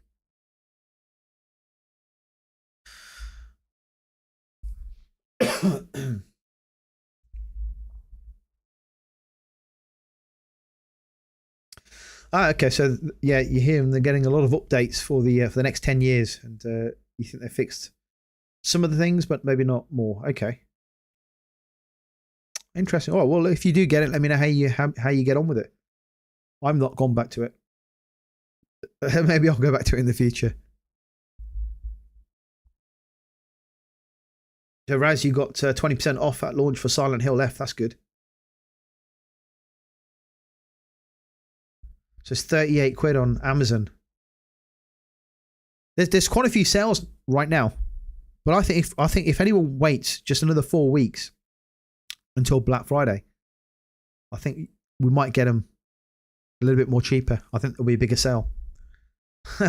You're not cheap, but Roger, you're not cheap. It's a good strategy. Just wait for the games to go into sale. That's fine. So, Last of Us 1, Last of Us 2 did this over a week ago, so I'll stop the poll here. But I think The Last of Us Part 2 still gets a lot of hate. Far too much hate. Absolute masterpiece of a game. It really is amazing. It deserves a lot more.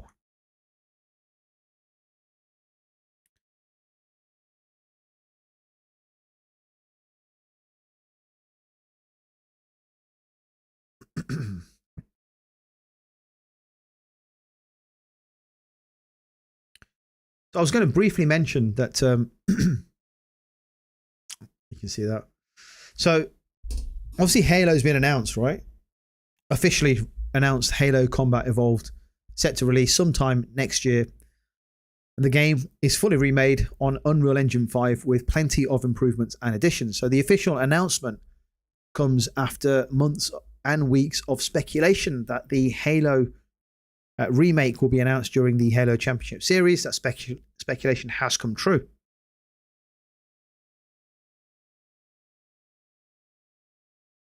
So it's also been revealed that the game won't include any PvP multiplayer, leaving fans disappointed, especially since Gears of War Remastered launched with the entire campaign and multiplayer with cross-play functionality. So no multiplayer with Halo. It's just a campaign mode coming to PlayStation 5.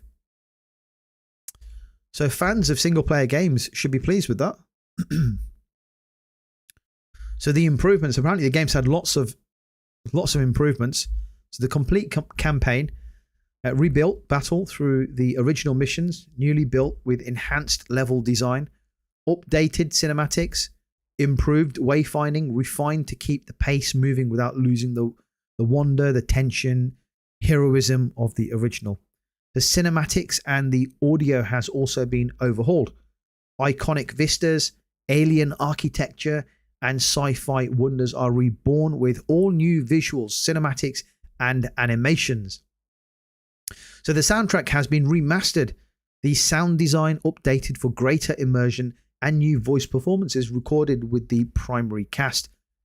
Combat and weapons expanded, 3 new prequel missions, so we get 3 extra missions here. You can play solo or with friends. So experience the full campaign in 2-player split-screen co-op. Console only. That's interesting. So you can still play 2-player split-screen co-op. I used to play Halo years ago on split-screen. Or you can play 4-player online co-op, complete with cross-play and shared progression.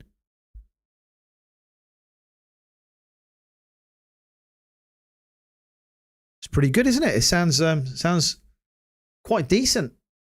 The combat Halo Combat Evolved.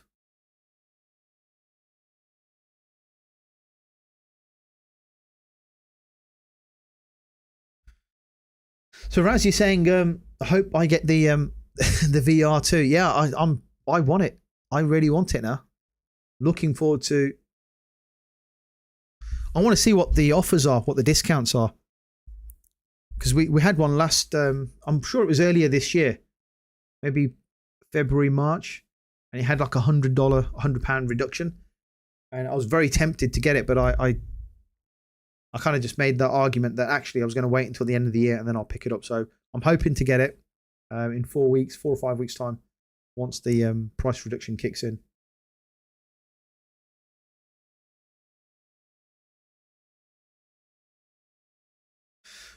Yeah, Bucky saying easy to wait for sales when your backlog is big. So I just wait these days and slowly take down the backlog. Yeah, I think I think it's the best way to go sometimes. Get if you really want like GTA 6, right? I want that when it comes out. I'll be there straight away for it. Anything else will just wait. And when I'm done with GTA 6, go back to the backlog, find a game that I want. It's probably in sale, and go and enjoy it. But around that time in February and March, we've got some big games coming out. Yeah, we've got Resident Evil Requiem's coming out. Saros is coming out around that time. Ominusha.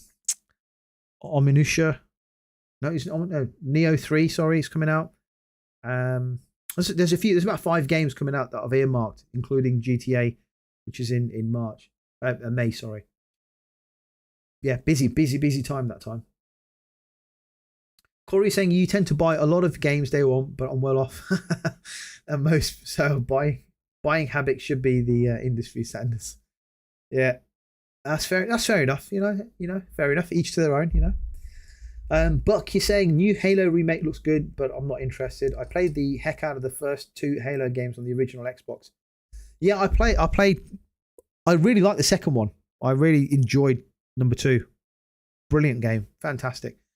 I haven't played it for a very long time. I might be tempted, but again, for me, it's just going to be what price is it going to be when it comes out. I don't expect it to be like 60, 70 quid. I expect it to be 39.99, something like that, 40 quid. That's a fair price. If the full game is on the disc, I'll get it. If not, I'll wait until it hits a sale digitally and then buy it digitally at some point in the future. So Crooked Vulture, you pick and choose a few day one games and spend the rest of your time on the backlog and wishlist sales. Yeah, it's the best way, isn't it? It's not easy buying lots of games day and date when they come out. It's can be really expensive. You don't mind paying full price for indie games, yeah. But indie games are okay because they're like 10, 15, you know, good, well priced, I think. And you know you're going to get a shorter experience, so it's kind of it pays for itself. Yeah, Wolverine, Resident Evil 9, GTA 6, Phantom Blade, Intergalactic, Turok Origins, 007, Final Fantasy. Big games coming out next year. Next year is going to be an absolute banging year for games. So Razzy's saying I might see $50 to $100 off.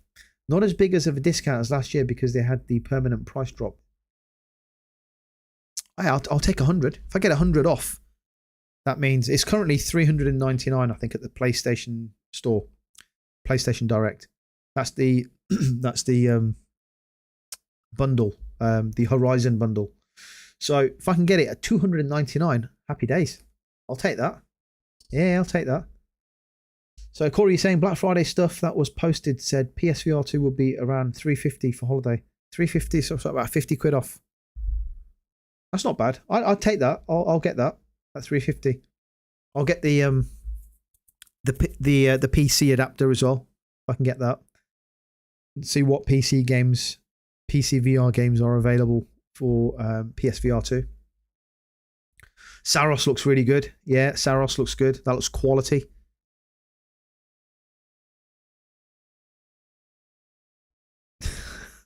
Atomic Heart. Alien is listing everything for next year now. Yeah, Metal Gear Solid Collection 2. That was confirmed in development, right? Should be out hopefully not too long of a wait. So where's my pants? You reckon all the old nostalgia bait for old X-Bone stuff goes away? No one will buy it. I don't know. I don't know. It's interesting. I'd like to see all the because I haven't seen all the.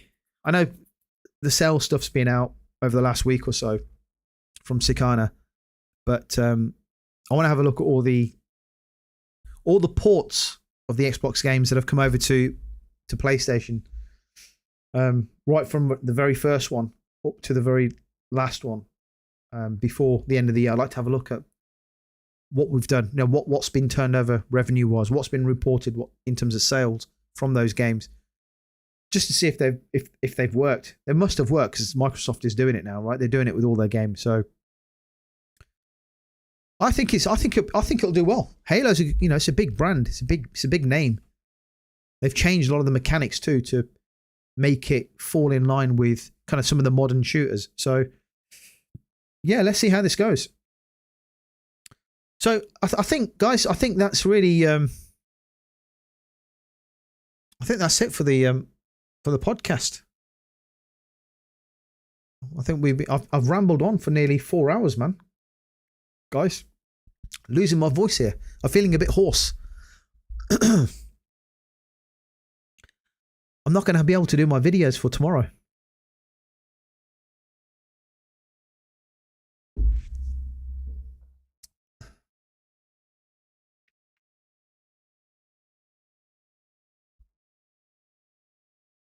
So Bucky saying the Xbox games are selling better on PlayStation than on PC.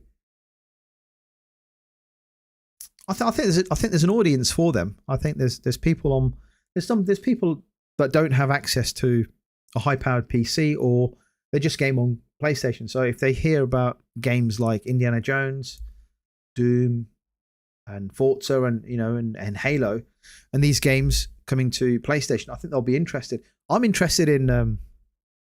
I know some people don't like it. I'm interested in Starfield. Right, I'm interested in Starfield coming to PS5.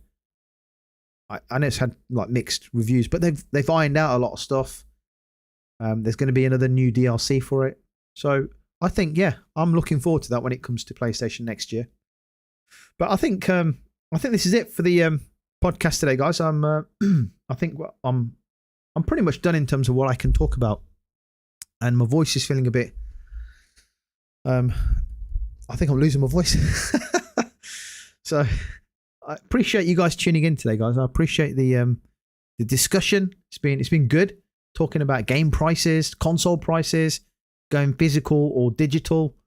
Some of these games now from Xbox coming over to PlayStation, and Shuhei Yoshida talking about whether we should have innovation or is it about power? There's lots happening in the industry. There's lots of positive stuff happening in the industry, and of course, there's always a little bit of negativity. But I like to think we cover a lot of different topics around gaming and the platforms. So appreciate you guys tuning in. Hope you have a nice day, nice evening, nice afternoon, wherever you guys are. And of course, I will catch you on one of the videos going forward, and look forward to catching up with you guys next Sunday for episode 7 of the PlayStation podcast. So have a nice evening, guys, and I will catch you later.